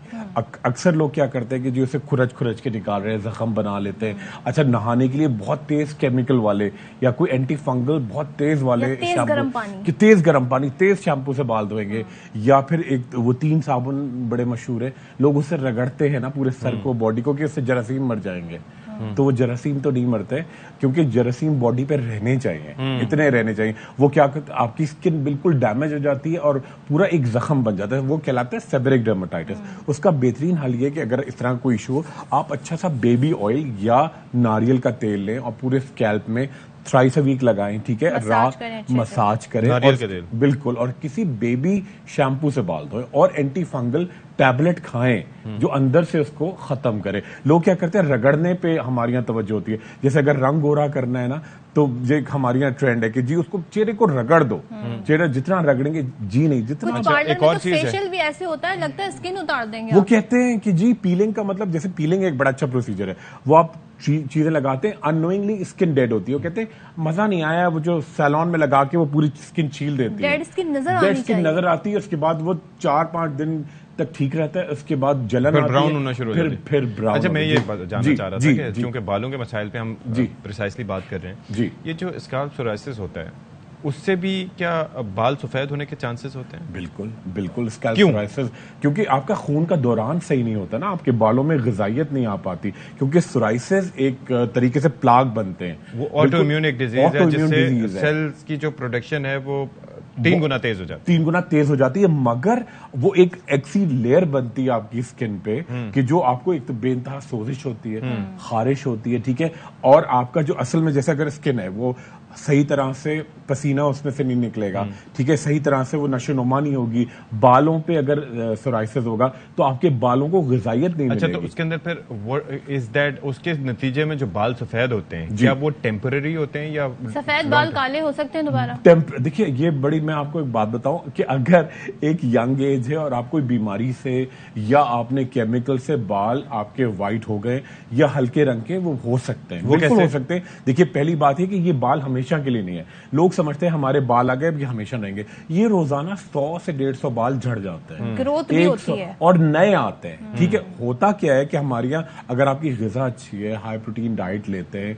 अच्छी नशोनुमा आपकी है, बालों में मालिश करते हैं, लकड़ी के कंगे से आप कंगा करते हैं जो कि खून का दौरान बढ़ता है। लकड़ी का कंगा बेस्ट होता है, ठीक है। अच्छा, देखिए, और एक लोग गिनते हैं लकड़ी और लोहे के कंगे में क्या फर्क है? अगर आप सही से करें नहीं, लोहे का नहीं, बिल्कुल करें। लकड़ी क्या होता है, बड़ा एक माइल्ड एक हर्बल एक्सट्रैक्ट होता है ना, वो तो संदल का हो या किसी अच्छी लकड़ी का, उससे बहुत तेज से आपको वो ग्रो करेंगे, बालों में जान आएगी। लोहे का करेंगे तो वो तो आपको छील देगा ना। मेरे दोस्तों, मेरे भाइयों, ये संदल समझना वो उमर शरीफ साहब के स्टेज ड्रामे वाला सैंडल ना समझना। अच्छा, सैंडल वाला जी, public service message for main specially, क्योंकि वो लोग शैम्पू यूज नहीं करते अक्सर, वो कहते हैं जी जरूरत नहीं है, साबुन से बाल धो लेते हैं, तो ये क्या करना चाहिए मासूम लोगों को? बिल्कुल शैम्पू करना चाहिए, ठीक है। शैम्पू माइल्ड होना चाहिए, हफ्ते में 3 दफा करें। और अगर आप कराची में रह रहे हैं तो इतनी स्टिकी होता है, गर्मी है, धुआं है, तो आप रोज भी धोएं, माइल्ड शैम्पू, सल्फेट फ्री हो। घर में बच्चों का अगर शैम्पू हो तो उससे इस्तेफादा करें, क्या बताए बगैर। बिल्कुल सही कह रहे हैं। और मैंने आज गलती की कि मैं शैम्पू लेकर नहीं आया आपके शो में, इतना मुझे एक पूरा दिमाग मेरा जो है वो एक्टिव हो गया, चलने लगा। तो अब मुझे अब जो चीजें लाया करूंगा, बहुत अच्छा किया, क्योंकि ये ऑयल और ये आप यूज करेंगी और आप देखिएगा कि इतना जैसे आप ग्लो कर रही हैं اور वो करेंगे। और नेक्स्ट टाइम इस साथ आप बताइए मैं कौन सा टॉपिक आप जो कहेंगे? बस इंशाल्लाह उस पे करेंगे, वरना प्रॉब्लम करेंगे। और मैं ऐसी चीजें बकरी के दूध से लेकर और हर्बल लाऊंगा, आप उपटल से लेकर आप देखिए। चलिए ठीक है, thank you so much for being with us. और थैंक यू सो मच। तो देखा आपने कितने मुफीद मशवरे लिए और सदफ ने कितना इस्तेफादा किया। ये अलग बात है कि इनसे एक ना एक प्रोडक्ट में छीन लूंगा, ये मैं छुपा के बैग में रख लेती हूं। बाकी ये है कि हमने काफी अच्छी गुफ्तगू की। तो असल बात ये है कि ग़िज़ाइयत, अपने बालों का ख्याल रखना, सफाई सुथराई रखना, सफाई निस्फ़ ईमान है। और वाक़तन जो तेज केमिकल यूज करना, शैम्पूज वगैरह, तो उससे बाल भी बड़े डैमेजिंग हो जाते हैं। तो अब क्या है जनाब, कराची के बल्दियाती इलेक्शन? हाँ जी, बल्दियाती इलेक्शन, मसला ये है कि तमाम मरहाइल मुकम्मल हो गए हैं, मगर पता नहीं चल रहा कि इस शहर का, इतने करोड़ लोग यहाँ पे रहते हैं, इसका मेयर कौन होगा, कौन संभालेगा जिम्मेदार, ये पहली जो है ना, ये कोई सुलझा नहीं रहा है। तो बल्दियाती इंतखाबात में 246 में से 240 नशिस्तों के गैर हतमी गैर सरकारी नताइज सामने आ गए हैं। पीपल्स पार्टी ने 98, जमात इस्लामी ने 87, तहरीक इंसाफ ने 45 नशिस्तें जीती हैं, जबकि मुस्लिम लीग नून ने 7, JUI ने 3, तहरीक लब्बैक और उम्मीदवारों ने एक सीट हासिल की। Why are you smiling? बिल्कुल ऐसा ही, क्योंकि आपने तहरीक इंसाफ की 2 नशिस्तें बढ़ा दी थी, 43 से 45, लेकिन मैंने मुस्लिम लीग नून की तो सही बताई ना, 7 हैं और लेकिन बड़ा किरदार अदा कर सकती हैं ये। तो अच्छा, अब जो है वो देखिए, चार्टर ऑफ इकोनॉमी का सुना, चार्टर ऑफ डेमोक्रेसी का हमने सुना। अब पीपल्स पार्टी ने हमारे साथ इस वक्त मौजूद हैं PTI रहनुमा खुर्रम शेर जमान साहब, उनसे जरा बात कर लेते हैं। बहुत शुक्रिया खुर्रम शेर जमान साहब, and a very good morning. क्या हाल है आपके, ठीक ठाक हैं आप? जी अल्लाह का शुक्र, अल्हम्दुलिल्लाह। भाई मुझे ये बताएं कि जो जमात इस्लामी के हैं कराची के अमीर हाफिज नईम साहब, वो ये फरमा रहे हैं कि आपके साथ मिलके, यानी कि PTI के साथ मिलके पीपल्स पार्टी के धांधली बेनकाब करेंगे। तो ज्यादा बेहतर नहीं है कि उससे पहले आप दोनों साथ मिलके कोई मेयर का डिसाइड कर लें? सही बात है। अच्छा देखिए, धांधली को जो है हम बेनकाब करेंगे। मैं तो खराज तहसीन पेश करूंगा उन तमाम TV चैनल्स को, एयरवाइज समेत, कि आप लोगों ने इस तमाम मरहले में जो बल्दियाती इलेक्शंस के रहे, जिस तरह आप लोगों ने लाइव दिखाया, जिस तरह इनके बैलेट पेपर जो पूरी गड्डियां हमें नजर आई हैं। अभी 2 दिन पहले भी 400 बैलेट पेपर्स तीर के नाम पे निशान लगे हुए हमारे MNA असलम खान ने दिखाए। तो मैं तो आपको खराज तहसीन पेश करूंगा, ये तो आप पूरी कौम को दिखाई चुके हैं कि पाकिस्तान पीपल्स पार्टी ने ये इलेक्शन जीता किस तरह है। मैं तो ये अल्फाज इस्तेमाल करूंगा कि जो इलेक्शन कमीशन ने ये देखने के बावजूद कुछ नहीं किया, ये सारा इलेक्शन का सिलसिला चल रहा है, ये तो बहुत अनफॉर्चुनेट है। तो नहीं खुर्रम साहब, तो इलेक्शन कमीशन ने ये देखने के बावजूद कुछ नहीं किया। देखिए, इलेक्शन कमीशन तो इनके साथ मिली हुई है, हम इस बात पे बहुत यकीन रखते हैं, और हमें इस बात का भी बहुत खौफ है कि आने वाले जो जनरल इलेक्शंस होंगे वो किस तरह के होंगे। और जाहिर है कि इसी बुनियाद के ऊपर ये PDM की हुकूमत आई थी, और इन्होंने जो है वोटिंग का जो सिलसिला था, जो वोटिंग मशीन्स के थ्रू होना था, इलेक्ट्रॉनिक वोटिंग मशीन्स, वो उन्होंने आपको पता है कि उसको ख़त्म कर दिया। हम इसी वजह से इमरान खान चाहते थे कि इलेक्ट्रॉनिक वोटिंग मशीन्स आ जाए ताकि धांधली का सिलसिला जो है वो ख़त्म हो जाए। अब आप अंदाज़ा लगाए ना कि ये तो एक क़यामत की निशानी है कि पाकिस्तान पीपल्स पार्टी का कराची में मेजॉरिटी में आ जाना। परसों न्यू कराची के अंदर पीपल्स पार्टी जीत गई। Can you believe it? मतलब क्या कराची के अंदर दूध की नहरें बह रही हैं? क्या आपके और मेरे घर में नलकों में पानी आ रहा है? क्या हमारी सड़कों की मुरम्मत हो गई? हमारे बच्चों के लिए स्पोर्ट्स ग्राउंड बन गए? क्या यहाँ पे पार्क्स बन गए? क्या यहाँ पर जो है स्ट्रीट क्राइम का खात्मा हो गया? लोग जब पंजाब में ज़िमनी इलेक्शन जीत सकते हैं, तो फिर यहाँ पे आप क्यों नहीं बल्दियाती इलेक्शन आप लोगों ने जीते उस तादाद में जो पीपल्स पार्टी के नंबर्स हैं? नहीं, देखिए, मेरी आपसे गुजारिश है कि अगर एक इलेक्शन जो है वो पूरे इदारों को इस्तेमाल करके, रियासत की मशीनरी को इस्तेमाल करके अगर इलेक्शंस लड़े जाएंगे, तो आप मुझसे कैसे एक्सपेक्ट करती है मैं कैसे जीतूंगा? ये तो प्रिजाइडिंग ऑफिसर्स का इलेक्शन था, इंतजार किया गया कब तक उनके पास हाथ में बैलेट पेपर्स आ जाएं। 3-3, 4-4 महीने से तो प्रिजाइडिंग ऑफिसर्स के बैलेट पेपर्स थे। अच्छा, प्रिजाइडिंग ऑफिसर्स कौन है? ये तो सारे जियाले हैं जिनको जो है पैसे लेके नौकरियों के ऊपर रखा गया है। हमारे हाथ में तो कुछ भी नहीं था। लेकिन मसला यही है ना कि एक चीज मुझे बताएं कि आप लोग क्या समझते हैं कि इलेक्शन कमीशन को एम्पावर किए बगैर, अब जाहिर है कि इलेक्शन कमीशन एक ऐसा इदारा है कि जिसके पास अपने बंदे नहीं होते, उसको हुकूमतों से मदद लेनी पड़ती है। अब जो मदद के लिए आते हैं या जिनकी खिदमात हासिल की जाती हैं, उन्हें पता है कि हाँ, इलेक्शन कमीशन में हमारी 1 दिन की ड्यूटी है, 2 दिन की ड्यूटी है, वहां पर हमने सारी जिंदगी, सारा करियर वहां पर गुजारना है। तो वो कैसे आपको लगता है कि जो सिलसिले उससे हट सकते हैं या रूगर्दानी कर सकते हैं? प्रैक्टिकली कोई हल तो इसका होना चाहिए ना। अच्छा, उसके अंदर चक्कर भी क्या है खुर्रम साहब? उसके अंदर नुक्ता नजर मेरा ये है कि वो तो ये है कि कल आपकी हुकूमत होगी तो वहां पर हो सकता है आपके हिसाब से करें, आज पीपल्स पार्टी के है तो इनके हिसाब से। तो ये तो मजबूरी नहीं है सरकारी? ऐसा नहीं है। नहीं, میں نہیں مانتا آپ کی بات کو، کیونکہ جب میری حکومت تھی تو میں نے الیکٹرانک ووٹنگ مشینز کے اوپر کام کیا، اور میری خواہش تھی کہ پاکستان میں آنے والے الیکشن جو ہیں وہ EVM کے تھرو ہوں. لیکن جب ان کی حکومت آئی، کیونکہ جانتے تھے کہ یہ چور دروازے سے آئیں گے، چور سیاسی جماعت ہے، اور ان کو اس بات کا یقین ہے کہ عوام ان کے ساتھ نہیں ہے، تو انہوں نے وہ راستے اختیار کیے. ہم نے تو یہ بھی ڈیمانڈ کیا تھا کہ جو فیڈرل گورنمنٹ کے امپلائیز ہیں ان کو کراچی کے بلدیاتی الیکشنز کے اندر لگایا جائے، کیونکہ وہ ان کے جالے تو نہیں تھے نا، وہ تو فیڈرل گورنمنٹ کے جو لگے ہوئے تھے وہ تو چلیں گے دوسرے شہروں کے، تو وہ یہاں پر آتے، ناٹ ایون دوسرے شہروں کے، فیڈرل ڈپارٹمنٹ کے تھے. اور اس کے ساتھ ساتھ ہم نے افواج پاکستان سے ریکویسٹ کی تھی، چیف آف دا آرمی صاحب سے ہم نے ریکویسٹ کی تھی کہ آپ آرمی کی اور رینجرز کی ڈیوٹی لگوائیے کہ وہ یہاں پہ الیکشنز کے اندر کھڑے ہوں، فری اینڈ فیئر الیکشنز کرائیں. لیکن ظاہر ہے کہ وہ ریکویسٹ بھی ہماری سنی نہیں گئی، اور جو ہے ہمیں GHQ سے یہ میسج ملا تھا، جو انفیکٹ ان کا آفیشیل لیٹر آیا تھا کہ ان کے پاس فوج جو اس وقت اویلیبل نہیں ہے. خرم صاحب اس پر آ جاتے ہیں. اب میئر کون ہوگا، یہ بڑا ایک معمہ ہے کہ بھائی اب آپ کی اور جماعت اسلامی کی سیٹیں ملائی جائیں تو آئی گیس 124 بن جاتی ہیں، 130 کے قریب بن جاتی ہیں، ایسے ہی کچھ ہے، 130 کا فگر آ جاتا ہے. اچھا دیکھیں، بہت اچھا آپ نے پھر سوال باقی کیا آپ کہ کیسے پورے کریں گے نمبرز؟ اچھا دیکھیں، اس کے اندر دو چیزیں. سب سے پہلی بات تو یہ ہے نا کہ ہم کوئی کراچی دشمن جماعت تو نہیں ہے، پیپلز پارٹی تو کراچی دشمن جماعت ہے. ہم سب سے پہلے یہ چاہتے ہیں کہ جماعت اسلامی جو ہمیں یہ بتائے کہ ان کے پاس کراچی کا پلان کیا ہے، کراچی کو کس طرح آگے لے کے جائیں گے. کراچی کے جو اتنے بڑے میجر ایشوز ہیں، نہیں، چارٹر آف کراچی کیا پیپلز پارٹی کے ساتھ ہو سکتا ہے؟ وہ سیاسی جماعت جو عوام کو ڈیلیور کرنے میں پچھلے 15 سال میں ناکام ہو گئی، جس کا آپ کو پتا ہے یہ 5واں دور یا 6واں دور ہے پیپلز پارٹی کا صوبے سندھ میں. اور کراچی نہیں، بلاول کے لاڑکانہ میں بھی وہی ایشوز ہیں، اور زرداری کے نواب شاہ میں بھی وہی ایشوز ہیں، اور مراد علی شاہ کے 7 میں بھی وہی مسائل ہیں جو کراچی کے اندر ایشوز ہیں. وہاں پہ جیسے کہ کچے کے ڈاکو، یہاں پہ پکے کے ڈاکو ہیں. مل بیٹھنے کو نہیں ہے تیار، چاہے وہ اسے چارٹر آف کراچی کا نام دیں اس پیشکش کو.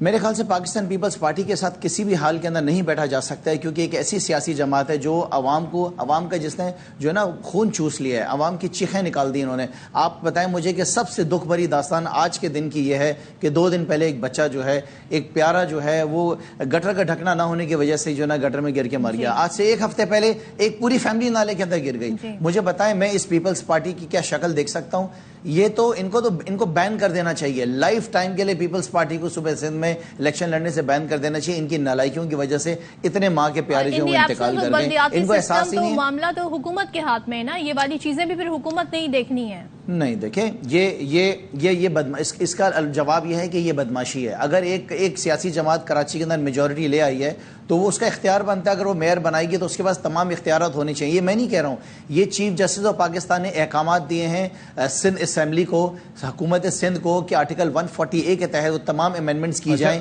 جس کے تحت جو ہے آنے والا میئر جو ہے وہ جو ہے امپاورڈ ہو، وہ جو ہے ان تمام ایشوز کو ریزالو کر حل کر سکے. ہوپفلی ایسا ہو. میرا ایک نقطہ نظر ہے، یہ جو بدعنوانی کے حوالے سے آپ بات کر رہے ہیں اور خاص طور پر اپنا اثر و رسوخ استعمال کرنا کسی حکومت کا، وہ بات کریں. لیکن اگر ہم قومی اسمبلی کے انتخابات کی بات کرتے ہیں، ایک ریسنٹ ہسٹری میں کراچی میں ایک ظاہر ہے کہ وہاں پر نشست پیپلز پارٹی جیتی، لیکن اس سے ہٹ کے عمران خان صاحب جہاں سے کھڑے ہوئے وہاں پر ان کو کامیابی ملی. ایک وہ ملتان والا جو سلسلہ تھا وہاں پر وہ آپ کو پتا ہے کہ وہ دوسرا معاملہ تھا، وہاں پر خان صاحب نہیں تھے. لیکن اس سے ہٹ کے آپ کو کیا لگتا ہے کہ اگر ان سب کا مطمع نظر ایک یہ ہے، جس طرح سے آپ نے جنرل الیکشنز کے حوالے سے بھی خدشات کا اظہار کیا، تو سندھ میں چل جاتی ہے، پنجاب میں نہیں چلتی ان کی، ایسا کیوں ہے؟ یا نون لیگ اور پیپلز پارٹی کی سوچ مختلف ہے؟ میں آپ کو بتا رہا ہوں نا، میں آج پوری پاکستان کی قوم کو بتانا چاہتا ہوں کہ اس وقت پاکستان پیپلز پارٹی الیکشن کو رگ کرنے کی اسپیشلسٹ ہو گئی ہے. یہ اپنے کچھ دوستوں کو ثابت کرنا چاہ رہے ہیں کہ ہم الیکشنز کو مینیج کرنا جانتے ہیں، ہم الیکشن کو رگ کرنا جانتے ہیں، اور یہ بڑے کامیابی سے کر رہے ہیں. ان کو آپ اگر شاباشی دینا چاہیں تو اس 2 نمبر کام میں دے دیجئے. اب میں آپ کو ایک بات بتاؤں کہ اب انہوں نے ضمیروں کو خریدنا شروع کر دیا اس الیکشنز کے اندر، KMC کے الیکشن میں، میئر کے الیکشنز میں. لوگوں کو آفرز جانا شروع ہو گئی. لوگوں کو کہا جا رہا ہے کہ آپ جس دن ووٹ ڈالنے جائیں گے اس دن آپ آنا ہی نہیں، آپ بہانہ بنا دینا، آپ بیمار ہیں، میرا سوال یہ تھا آپ ملک سے باہر چلے جائیں. یہ جو سندھ کا بارڈر کراس نہیں کیا اس سوچ نے، نہیں دیکھیں میں تو اپنے سندھ کو جانتا ہوں, میں سندھ کے حساب سے آپ کو بتا رہا ہوں جو اپنی آنکھوں سے دیکھ رہا ہوں. پنجاب میں نے اپنی آنکھوں سے الیکشن نہیں دیکھا ہے, کے پی میں اپنی آنکھوں سے الیکشن نہیں دیکھا ہے, لیکن میں کراچی کے اندر دیکھ رہا ہوں کہ یہ کس طریقے سے الیکشنز کو مینیج کر رہے ہیں. آپ بتائیں نا مجھے کہ کیوں آفرز دی جا رہی ہیں, کیوں لوگوں کو مینیج کیا جا رہا ہے. جو ایکچوئل فگر کہہ رہا ہے, جو نمبر گیم بتا رہا ہے, وہ یہ بتا رہا ہے کہ پیپلز پارٹی اپنا میئر نہیں لے کر آ سکتی ہے, کوئی چوائس چانس ہی نہیں ان کے پاس. اگر ہم جماعت اسلامی کو سپورٹ کرتے ہیں, ہم نے آج ان کی کال آئی ہمارے پاس, آج جماعت اسلامی کے امیر ہمارے پاس آ رہے ہیں اور ہم سننا چاہتے ہیں کہ ان کے پاس کراچی کا پلان ہے کیا. اگر کوئی اچھا پلان ہوگا جس سے کراچی کے مسائل حل ہو سکتے ہیں تو دیکھیں ہم تو کراچی کے لیے ہمیشہ سے کھڑے ہیں. پاکستان کی سب سے بڑی سیاسی جماعت ہے اور پاکستان تحریک انصاف کراچی کی جماعت نہیں ہے. کہ دونوں دعوے دار ہیں, پیپلز پارٹی بھی جماعت اسلامی بھی کہ میئر ہمارا ہوگا. آپ کس کا میئر دیکھ رہے ہیں آن ریالٹی بیسس, ریالٹی کو دیکھتے ہوئے جو کہ نمبرز ہیں؟ نہیں دیکھیں, اگر پیپلز پارٹی کا میئر آئے گا تو چور دروازے سے آئے گا, آپ کے اور میرے پیسوں کو لوٹے ہوئے پیسوں سے خریداری سے آئے گا اور 2 نمبر دروازے سے آئے گا. اگر جماعت اسلامی کا میئر آئے گا تو ڈیفینیٹلی اسی صورت میں آئے گا جب پاکستان تحریک انصاف ان کو سپورٹ کرے گی اور اس راستے آئے گا. انہوں نے جس طرح سندھ ہاؤس میں منڈی لگائی تھی, اب انہوں نے کراچی میں منڈی لگانے کی تیاری شروع کر دی ہے. لیکن ظاہر ہے کہ جو نظریاتی کارکن ہوگا وہ تو اپنی پارٹی چھوڑ کے نہیں جائے گا. یہ اپنی صفوں میں بھی تھوڑا دیکھنے کی ضرورت ہے کہ ان کو کہیں جانے نہ دیں, اور ان کو خود بھی نہیں جانا چاہیے کہ بھائی آپ ایک نظریاتی بنیاد پر آپ اپنے لوگ اتنے مضبوطی سے جڑے رہیں کہ وہ ادھر ادھر نہ موو ہوں. پیسہ تو آنی جانی چیز ہے ویسے بھی. ہاں نہیں ڈیفینیٹلی آپ ٹھیک کہہ رہے ہیں, ہر انسان کا ایک اپنا ایمان ہوتا ہے, لیکن میں سمجھتا ہوں کہ قانون کے اندر امینڈمنٹس کرنے کی بہت زیادہ ضرورت ہے کہ جس جماعت کے جو ووٹس ہوں, بھلے پیپلز پارٹی کے ہوں, پی ایم ایل این کے ہوں, وہ ووٹ کاؤنٹ انہی کے نمبر میں ہونا چاہیے. آپ کو یاد ہو جب سینٹ کا ٹائم تھا تو عمران خان صاحب نے بہت کوشش کی تھی کہ جو ہے اس کے اندر امینڈمنٹ کر دیے جائیں تاکہ یہ ہارس ٹریڈنگ نہ ہو. اب یہ کرنے والے کون ہیں؟ یہی تو لوگ ہیں, انہوں نے ساری زندگی پی ایم ایل این اور پیپلز پارٹی نے یہی کام کیا. اٹ از ریلیونگ کہ ایسے لوگوں سے پارٹی کا چھٹکارا ہو جائے کہ جو مشکل وقت میں چھوڑ جاتے ہوں چمک کے عوض یا کسی بھی اور مراد کے عوض. اگر وہ لوگ سوچیں اگر پارٹی میں رہ بھی جائیں اور ایکسپوز ہو جائیں تو کس منہ سے وہ پارٹی کے ساتھ رہیں گے؟ آپ کی بات ٹھیک ہے, لیکن اس میں پارٹی کو نقصان بہت ہو جاتا ہے. اس وجہ سے اس میں قانون سازی کرنے کی بہت ضرورت ہے, لیکن کبھی بھی پیپلز پارٹی اور پی ایم ایل این نہیں کرے گی. انشاءاللہ تعالیٰ 2/3 میجورٹی لے کر آئیں گے, اتنی بڑی میجورٹی لے کر آئیں گے 2023 کے اس سال کے الیکشنز کے اندر کہ جو اس طرح کی قانون سازیاں ہم نے کرنی ہے, ہمیں ان لوگوں کی, ان سیاسی جماعتوں کی ضرورت نہ ہو.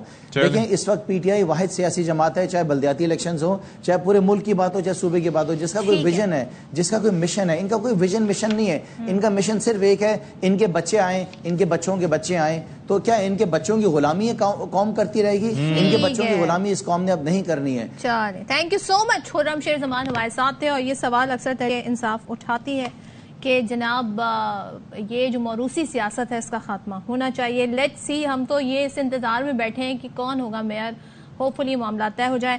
خرم نے ذکر کیا پیسہ آنی جانی چیز ہے, لیکن ہم تو پیسے کے منتظر ہیں, میں نے تو ڈالر کے منتظر ہیں. اچھا وہ ایک الگ چیز ہے.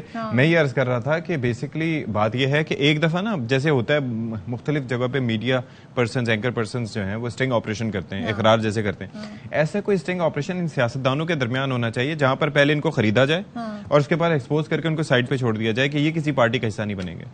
لیکن مانے گا کون؟ سوال یہ ہے. میں نہ مانوں کی جب ہے پھر حکومتیں بنے اور گریں گی کیسے؟ مسئلہ اب ہم بات کر رہے تھے کہ پیسوں کی جو بیرونی ادائیگیاں پاکستان نے کرنی ہے تو وہ اگر پاکستان جون تک کر لے گا, یہ خبر سامنے آئی آئی ایم ایف پروگرام کے بغیر پاکستان اپنے ذخائر جو کم ہیں اس کی وجہ سے ڈیفالٹ کر سکتا ہے. موڈیز ریٹنگ ایجنسی کے سنگاپور میں تجزیہ کار گریس لم کی بلومبرگ سے گفتگو ہوئی ہے. کہتے ہیں Pakistan I M F bail out قرضوں کے بغیر ڈیفالٹ ہو سکتا ہے. جون کے بعد قوم کے مالیاتی اختیارات انتہائی غیر یقینی ہونے کا خدشہ بھی بتایا انہوں نے, اور موجودہ زر مبادلہ ذخائر صرف 1 ماہ کی درآمدات کو پورا کرنے کے لیے ہیں. تو this is not at all a good situation جو ہمیں نظر آ رہی ہے. اور یہ تجزیہ کار ہیں جنہوں نے بلومبرگ سے گفتگو کرتے ہوئے کہا ہے کہ جی صرف 1 ماہ کی درآمدات پورا کرنے کے لیے ہمارے جو زر مبادلہ ذخائر ہیں وہ رہ گئے. بس اب کہاں ہے ہمارے وزیر خزانہ اور کہاں ہے وہ معاہدہ؟ کیوں نہیں وہ اب آ کر بتاتے پریس کانفرنس کر کے کہ کیوں معاملات پھنسے ہوئے ہیں, کہاں پھنسے ہوئے ہیں, کون ہے اس کا ذمہ دار؟ اللہ جانے, اللہ ہی جانے کون بشر ہے. بریک لیتے ہیں.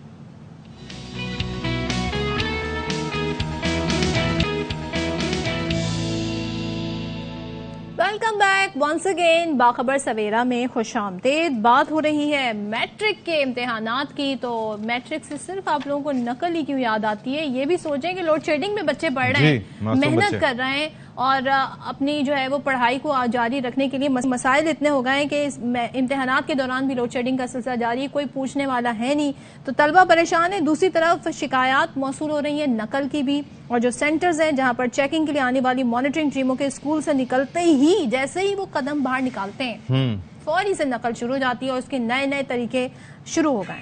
اچھا, تو اسی پر بات کر لیتے ہیں. ہمارے ساتھ موجود ہیں انور خان, میوزک کے ساتھ موسیقی کے ساتھ. اچھا, کتنے زبردست کلر کی شرٹ پہن رکھی ہے انور بھائی نے. انور بھائی دھوپ میں مسکرا رہے ہیں. آج تو بڑی پریڈکشن ہے کہ گرمی بہت شدت سے رہے گی, تو کیا صورتحال ہے؟ نقل کی شکایات آ رہی ہیں, لیکن کس کی جانب سے شکایت کی جا رہی ہے نقل کی؟ اچھا سوال. جی دیکھیں, پہلے تو ذکر کر لیں ہم اس موسم کا مختصراً. 33 ڈگری سینٹی گریڈ اس وقت درجہ حرارت ہے اور فیلنگ ہے 37.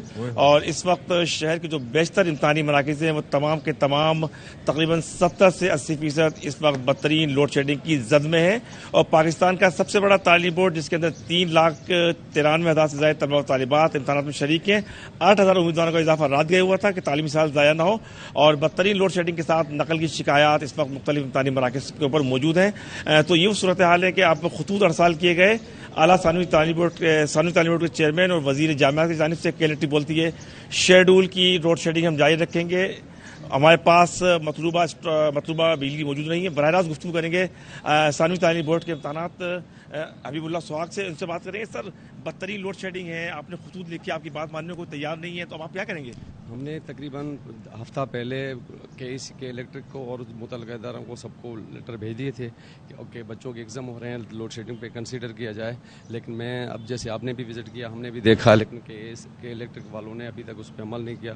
میں اپیل کرتا ہوں کہ بچوں کو رکھتے ہوئے, کیونکہ بہت زیادہ گرمی ہے وہاں, لوڈ شیڈنگ دوران پیریڈ کم سے کم. بات کیوں نہیں مانتے آپ کی؟ وہ کے الیکٹرک فیڈرل گورنمنٹ کی نہیں مانتی, تو ہماری کہاں مانے کہ ہمارے جو منسٹر صاحب ہیں اسماعیل راؤ صاحب بھی, انہوں نے بھی ان کو ریکویسٹ کی تھی کہ آپ دوران ایگزام جو ہے لوڈ شیڈنگ نہ کریں. لیکن وہ ان کے اپنے مسائل ہیں, وہ اپنے دعوے کرتے ہیں, لیکن بچوں کے ساتھ پرابلم ہے. وہ ہم امید کرتے ہیں کہ الیکٹرک اس پہ نظر ثانی کرے گی. بدترین لوڈ شیڈنگ کے ساتھ ساتھ سندھ بھر کے اندر بخصوص امتحانی مراکز سے نقل کی شکایت, اور کراچی کے مضافاتی علاقوں کے اندر نقل کی شکایت رپورٹ ہوتی ہے, مانیٹرنگ ٹیمیں جاتی ہیں, نقل شروع ہو جاتی ہے. کیا وجہ, مت کیا ہے یہ؟ ہمارے یہاں تقریباً 93 ہم نے ویجیلنس ٹیمیں بنائی ہیں جو مختلف اداروں پہ مشتمل ہے, گورنمنٹ کے اداروں پہ مشتمل ہے. وہ مختلف جگہوں پہ سینٹروں پہ جاتے ہیں, وزٹ کرتے ہیں, اور وہ جو کیس پکڑتے ہیں ہم ان پہ, ہماری ایک کمیٹی ہے وہ اس کا فیصلہ کرے گی. نقل روک تھام کے لیے ہم نے بڑے اچھے انتظامات کیے ہیں. نقل کنٹرول کیوں نہیں ہو پاتی؟ نقل ایک بہت پرانا مسئلہ ہے. وہ اس کے لیے ہمارے جو اعلیٰ حکام ہیں وہ اس پہ بیٹھیں گے, سوچیں گے, اور بچوں کو ایجوکیشن سے لے کے بہت ساری چیزیں ہیں. تو اس پہ حبیب اللہ سہاگ ناظم امتحانات ہم سے گفتگو کر رہے تھے. نقل کا معاملہ بھی اپنی جگہ, اور اس وقت بدترین لوڈ شیڈنگ کراچی کے مختلف امتحانی مراکز کے اوپر جاری ہے. کراچی کے 60 اسکول ایسے ہیں کہ جہاں پر عدم ادائیگی کے حوالے سے بجلی پہلے سے ہی موجود نہیں ہے, تو محکمہ تعلیم کی جانب سے صورتحال کا بھی نوٹس نہیں لیا گیا. تو اس طرح بدترین لوڈ شیڈنگ کے ساتھ ساتھ میٹرک کے سالانہ امتحانات کراچی سمیت سندھ بھر کے اندر جاری ہیں. جی ٹھیک ہے, تھینک یو سو مچ انور. اس گرمی کے موسم میں ہمیں اپڈیٹس دے رہے تھے, اور کہیں پر جی جو مقررہ بل ہیں بقایا جات وہ ادا نہیں کیے گئے, تو بھی بجلی نہیں ہے, لوڈ شیڈنگ بھی ہے. اور ہمیں یاد ہے ہم لوگ ایسے بھی امتحان دیتے رہے, تو اب بھی بچے ایسے امتحان دے رہے ہیں, تو بڑا المیہ. اور وہ جو اسپیشلی جو پنکھا ایک لگا ہوتا ہے نا بڑی اونچی چھت پہ, اور ایک ہی اتنے بڑے ہال سے وہ ایسے ٹہل رہا ہوتا ہے, جی جی جی, آواز کے ساتھ. اور بعد میں جاتے جاتے خاص طور پر میٹرک کے امتحان کے بعد بعض نوجوان اس کے پر بھی ٹیڑھے کر دیتے ہیں. تو یعنی کہ آپ یہ دیکھیں کہ یہ کسر بھی نکالتے ہیں. تو غیر ایسا نہیں کرنا چاہیے جی, انفراسٹرکچر کو نقصان نہیں پہنچانا چاہیے. اچھا جی, اب ہم ذرا تذکرہ کر لیتے ہیں فٹنس کا اور فٹنس کے اثرات کا, اور خاص طور پر ہم آپ کی ملاقات کروانے جا رہے ہیں لاہور پولیس کے ایک دبنگ جوان سے, جو عام پولیس اہلکاروں سے اس لیے مختلف ہے کہ انہوں نے باڈی بلڈنگ کے درجنوں میڈلز, ٹرافیاں اور ایوارڈ جیتے ہیں. عقیب بیگ نے پولیس کی نوکری کے ساتھ اپنے شوق کو بھی برقرار رکھا اور ڈٹ کر محنت اس طرح کی کہ mister Lahore, Olympia Pakistan, mister Punjab men's physique کے اعزازات حاصل کر چکے ہیں, اور موجودہ مسٹر پاکستان مینز فزیک ہیں. تو یہ پولیس کانسٹیبل ہیں؟ جی جی, آپ اندازہ کریں, جسٹ امیجن کتنے فٹ ہیں یہ, زبردست چیز. تو پھر پوچھ لیتے, ذرا بات کر لیتے ہیں. عقیب ہمارے ساتھ موجود ہیں. یوزولی ہمارے یہاں پولیس والے ایسے ہوتے نہیں. ہاں عقیب بھائی, یہ مجھے بتائیں کہ سب سے پہلا بیسک سوال کہ آپ جب پولیس کی نوکری کرتے ہیں تو باہر گھومتے پھرتے ہوئے ہتھیار ساتھ رکھنے کی ضرورت پڑتی ہے؟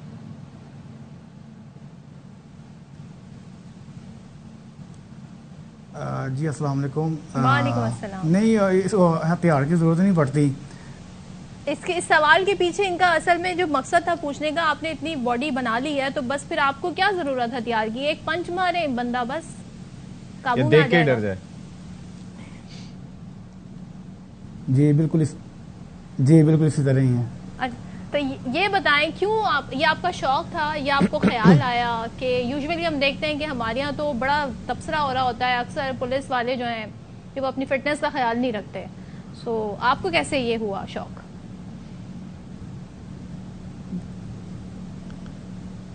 اچھا دیکھیں اسٹارٹ میں تو ہر انسان جو ہے نا اس کی خواہش ہوتی ہے. جی کہیے، آپ کنٹینیو کیجیے. We want to listen to you. جی میں اسٹارٹ میں ہر انسان جو ہوتا ہے نا وہ اسکنی ہوتا ہے، وہ کچھ موٹے ہوتے ہیں، کچھ اسکنی. جو اسکنی ہوتی ہے ان کی خواہش ہوتی ہے کہ ہماری ہلکی باڈی بن جائے. تو جیسے جیسے انسان پھر اسٹرگل کرتا ہے، محنت کرتا ہے، تو اس کا شوق بڑھتا جاتا ہے.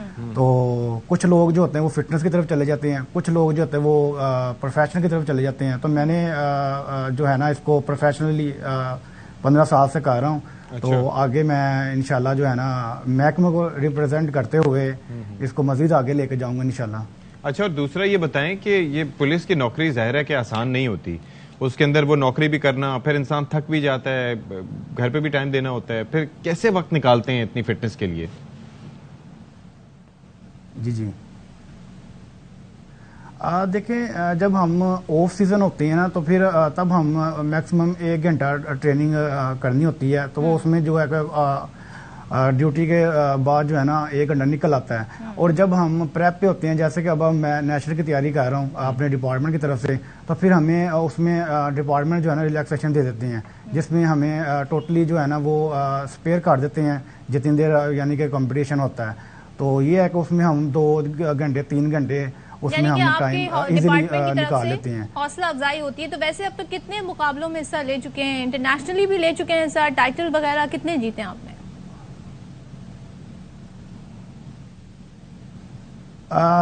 میں نے جو میرا پہلا ٹائٹل تھا نا وہ میں نے 2018 میں جیتا تھا مسٹر لاہور کا.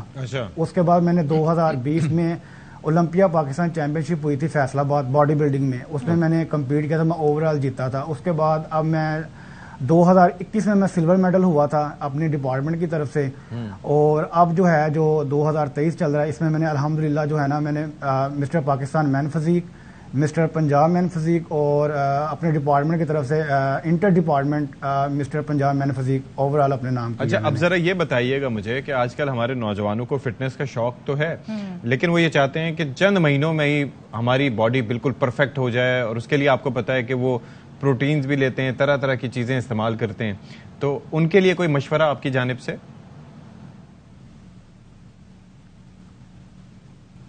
دیکھیں، بالکل آپ کی بات ٹھیک ہے. اب جو مجھے دیکھتے ہیں وہ یہی سمجھتے ہیں کہ انہوں نے دنوں میں بنائی ہے، لیکن میری تقریباً 15 سال کی سٹرگل ہے.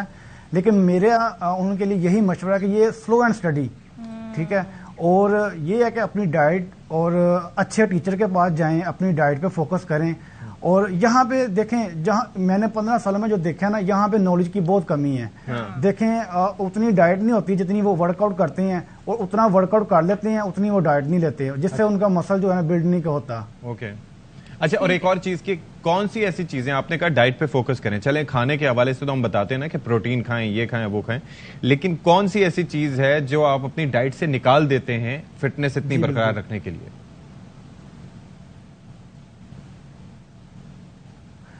دیکھیں، ہم جنک فوڈ ہو گئے، کولڈ ڈرنکس ہوگی، جتنے بھی باہر کے جو ہے نا کہہ لیں کہ آپ فاسٹ فوڈ وغیرہ، یہ ہم اپنی لائف سے اسکپ کر دیتے ہیں. اس سے یہ ہوتا ہے کہ ایک تو ہمارا جو ہے نا کولیسٹرول لیول جو ہے نا وہ لو رہتا ہے، جس کی وجہ سے ہمارے مسل جو ہے نا اتنے جو ہے نا یعنی کہ ہر ٹائم جو ہے وہ اتنے اچھے نظر آتے ہیں.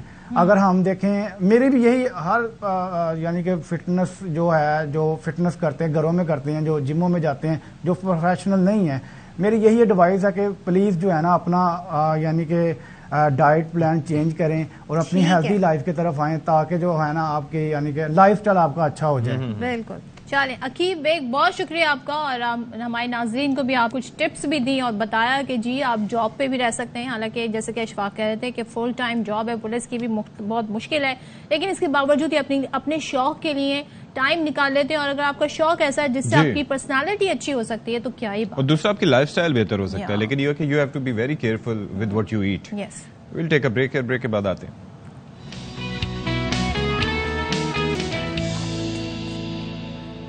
اچھا جی، اب ذرا تذکرہ کر لیتے ہیں تعلیم کی صورتحال کا. ملک میں جو چند شعبے ہیں جس پر حکومت کی توجہ نہ ہونے کے برابر ہے، وہ اس میں دو شعبے سب سے آگے ہیں. وہ ہے ایک صحت کا اور دوسرا تعلیم کا.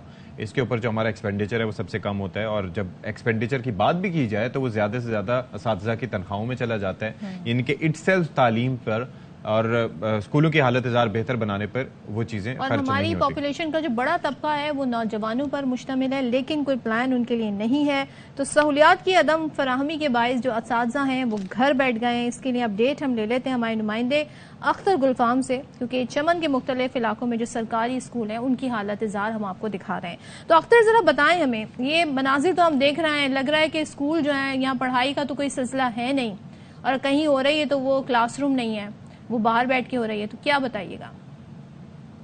میں چمن شہر کے وسط میں خوشی محمد گورنمنٹ پرائمری اسکول جو میونسپل کارپوریشن کا وارڈ نمبر 7 کا ایریا بنتا ہے، اس میں موجود ہوں. آپ میرے عقب میں دیکھ سکتے ہیں کہ اسکول کے بچے باہر جو ہے وہ درس و تدریس کا جو عمل ہے وہ جاری ہے. 2 ٹیچرز آتے ہیں جو بچوں کو پڑھاتے ہیں. ساتھ ہی اس اسکول میں نہ پانی کی سہولت ہے اور نہ ہی باتھ روم کا، اور ساتھ ہی جو اس اسکول کا عقبی دیوار ہے وہ بھی انتہائی خستہ حال ہے. اس وارڈ نمبر 7 کا کونسلر محمد عارف خان میرے ساتھ موجود. 5 کی تعداد ہے جس میں 2 حاضر ہوتے ہیں، 3 ہمیشہ غیر حاضر رہتے ہیں. اس میں نہ ڈیسک وغیرہ ہے، نہ ٹیچرز کے بیٹھنے کی کرسیاں ہے. تو ٹیچرز اور بچے دونوں مجبور ہیں زمین پہ بیٹھ کے تعلیم حاصل کرنے کی کوشش کرتے. اور اسکول کا حالت آپ کے سامنے ہے. جب اسکول کا یہ حال ہوگا تو کوئی یہاں پہ اپنے بچوں کو داخل نہیں کرے گا. انہوں نے محکمہ تعلیم سے گزارش کی کہ وہ پوری طور پر اسکول کو فعال بنانے کے لیے اساتذہ کی جو غیر حاضریاں ہے وہ کم کرے اور ان کو ڈیوٹیوں کا پابند بنایا جائے. افسوسناک صورتحال، اس پر توجہ دینے کی ضرورت ہے. یہ جو اساتذہ بھی اور اسٹوڈنٹس بھی ہمارا اثاثہ ہیں. اشفاق، جو اسکول ٹائمنگ ہوتا ہے اس میں جو سب سے بیسٹ ٹائم ہوتا ہے، بیسٹ سیزن ہوتا ہے، وہ کون سا ہوتا ہے؟ وہ پڑھائی کا اور چھٹیوں کا بھی. ویسے سمر ویکیشن 2 مہینے کی جو آتی ہیں. جی جناب ایسا ہی ہے. اب ایسی سہولیات میسر نہیں. خیر، چھٹیاں تو ملتی ہیں ابھی، سمر ویکیشن تو ابھی 2 مہینے کی کہاں ملے. اب ہم بڑے ہو گئے نا، ہم اپنی بات کر رہے ہیں. ہاں، کچرا چننے والے بچوں کے حوالے سے ہم آپ کو بتائیں کہ اکثر و بیشتر آپ نے انہیں دیکھا ہوگا، اور وہ چھوٹی چھوٹی عمروں میں پیارے پیارے بچے کچرا چن رہے ہوتے ہیں. ان کی تعلیم کے بندوبست کیسے ہو، لیکن اب ہم آپ کو بتاتے ہیں کہ اب وہ کچرے کے بجائے علم کے موتی چن رہے ہیں. کیسے کہ کوئٹہ کے مشرقی بائی پاس کے قریب ایک بڑا منفرد اسکول قائم کیا گیا ہے، جہاں افغان پناہ گزینوں کے بچوں کو تعلیم کے زیور سے آراستہ کیا جا رہا ہے. یہ کسی سرکاری یا NGOs کی جانب سے نہیں کیا جا رہا، بلکہ اس احسن کام کی ذمہ داری کو فرد واحد بخوبی نبھا رہا ہے. ان سے ملواتے ہیں کوئٹہ کے عبدالشکور سے، جو اپنی مدد آپ کے تحت یہ درسگاہ چلا رہے ہیں. تو ہمارے ساتھ موجود ہیں عبدالشکور، جن کا تعارف آپ کروا چکی ہیں. بہت شکریہ جی، آپ نے ہمارے لیے وقت نکالا، اور we are honoured to have you on the show. یہ بتائیں کہ یہ خیال کیسے آیا، یہ شروعات کیسے کی آپ نے؟ تو کے لیے میں نے یہ پروگرام 2007 میں شروع کیا. چونکہ میں ایک ایسا ایریا میں رہتا ہوں جہاں پہ تعلیمی نظام کا کوئی تعلیمی ادارہ نہ پرائیویٹ نہ سرکاری سطح پر ہے، تو میں نے لوگوں کے حالات کو مد نظر رکھ کر یہاں پہ تعلیمی نظام اپنے مدد آپ کے تحت رضاکارانہ طور پر ان بچوں کے لیے جو ہمارے مستقبل ہے، ہمارے ملک کا معمار ہے، ان کے لیے میں نے یہ سلسلہ شروع کیا 2007 میں.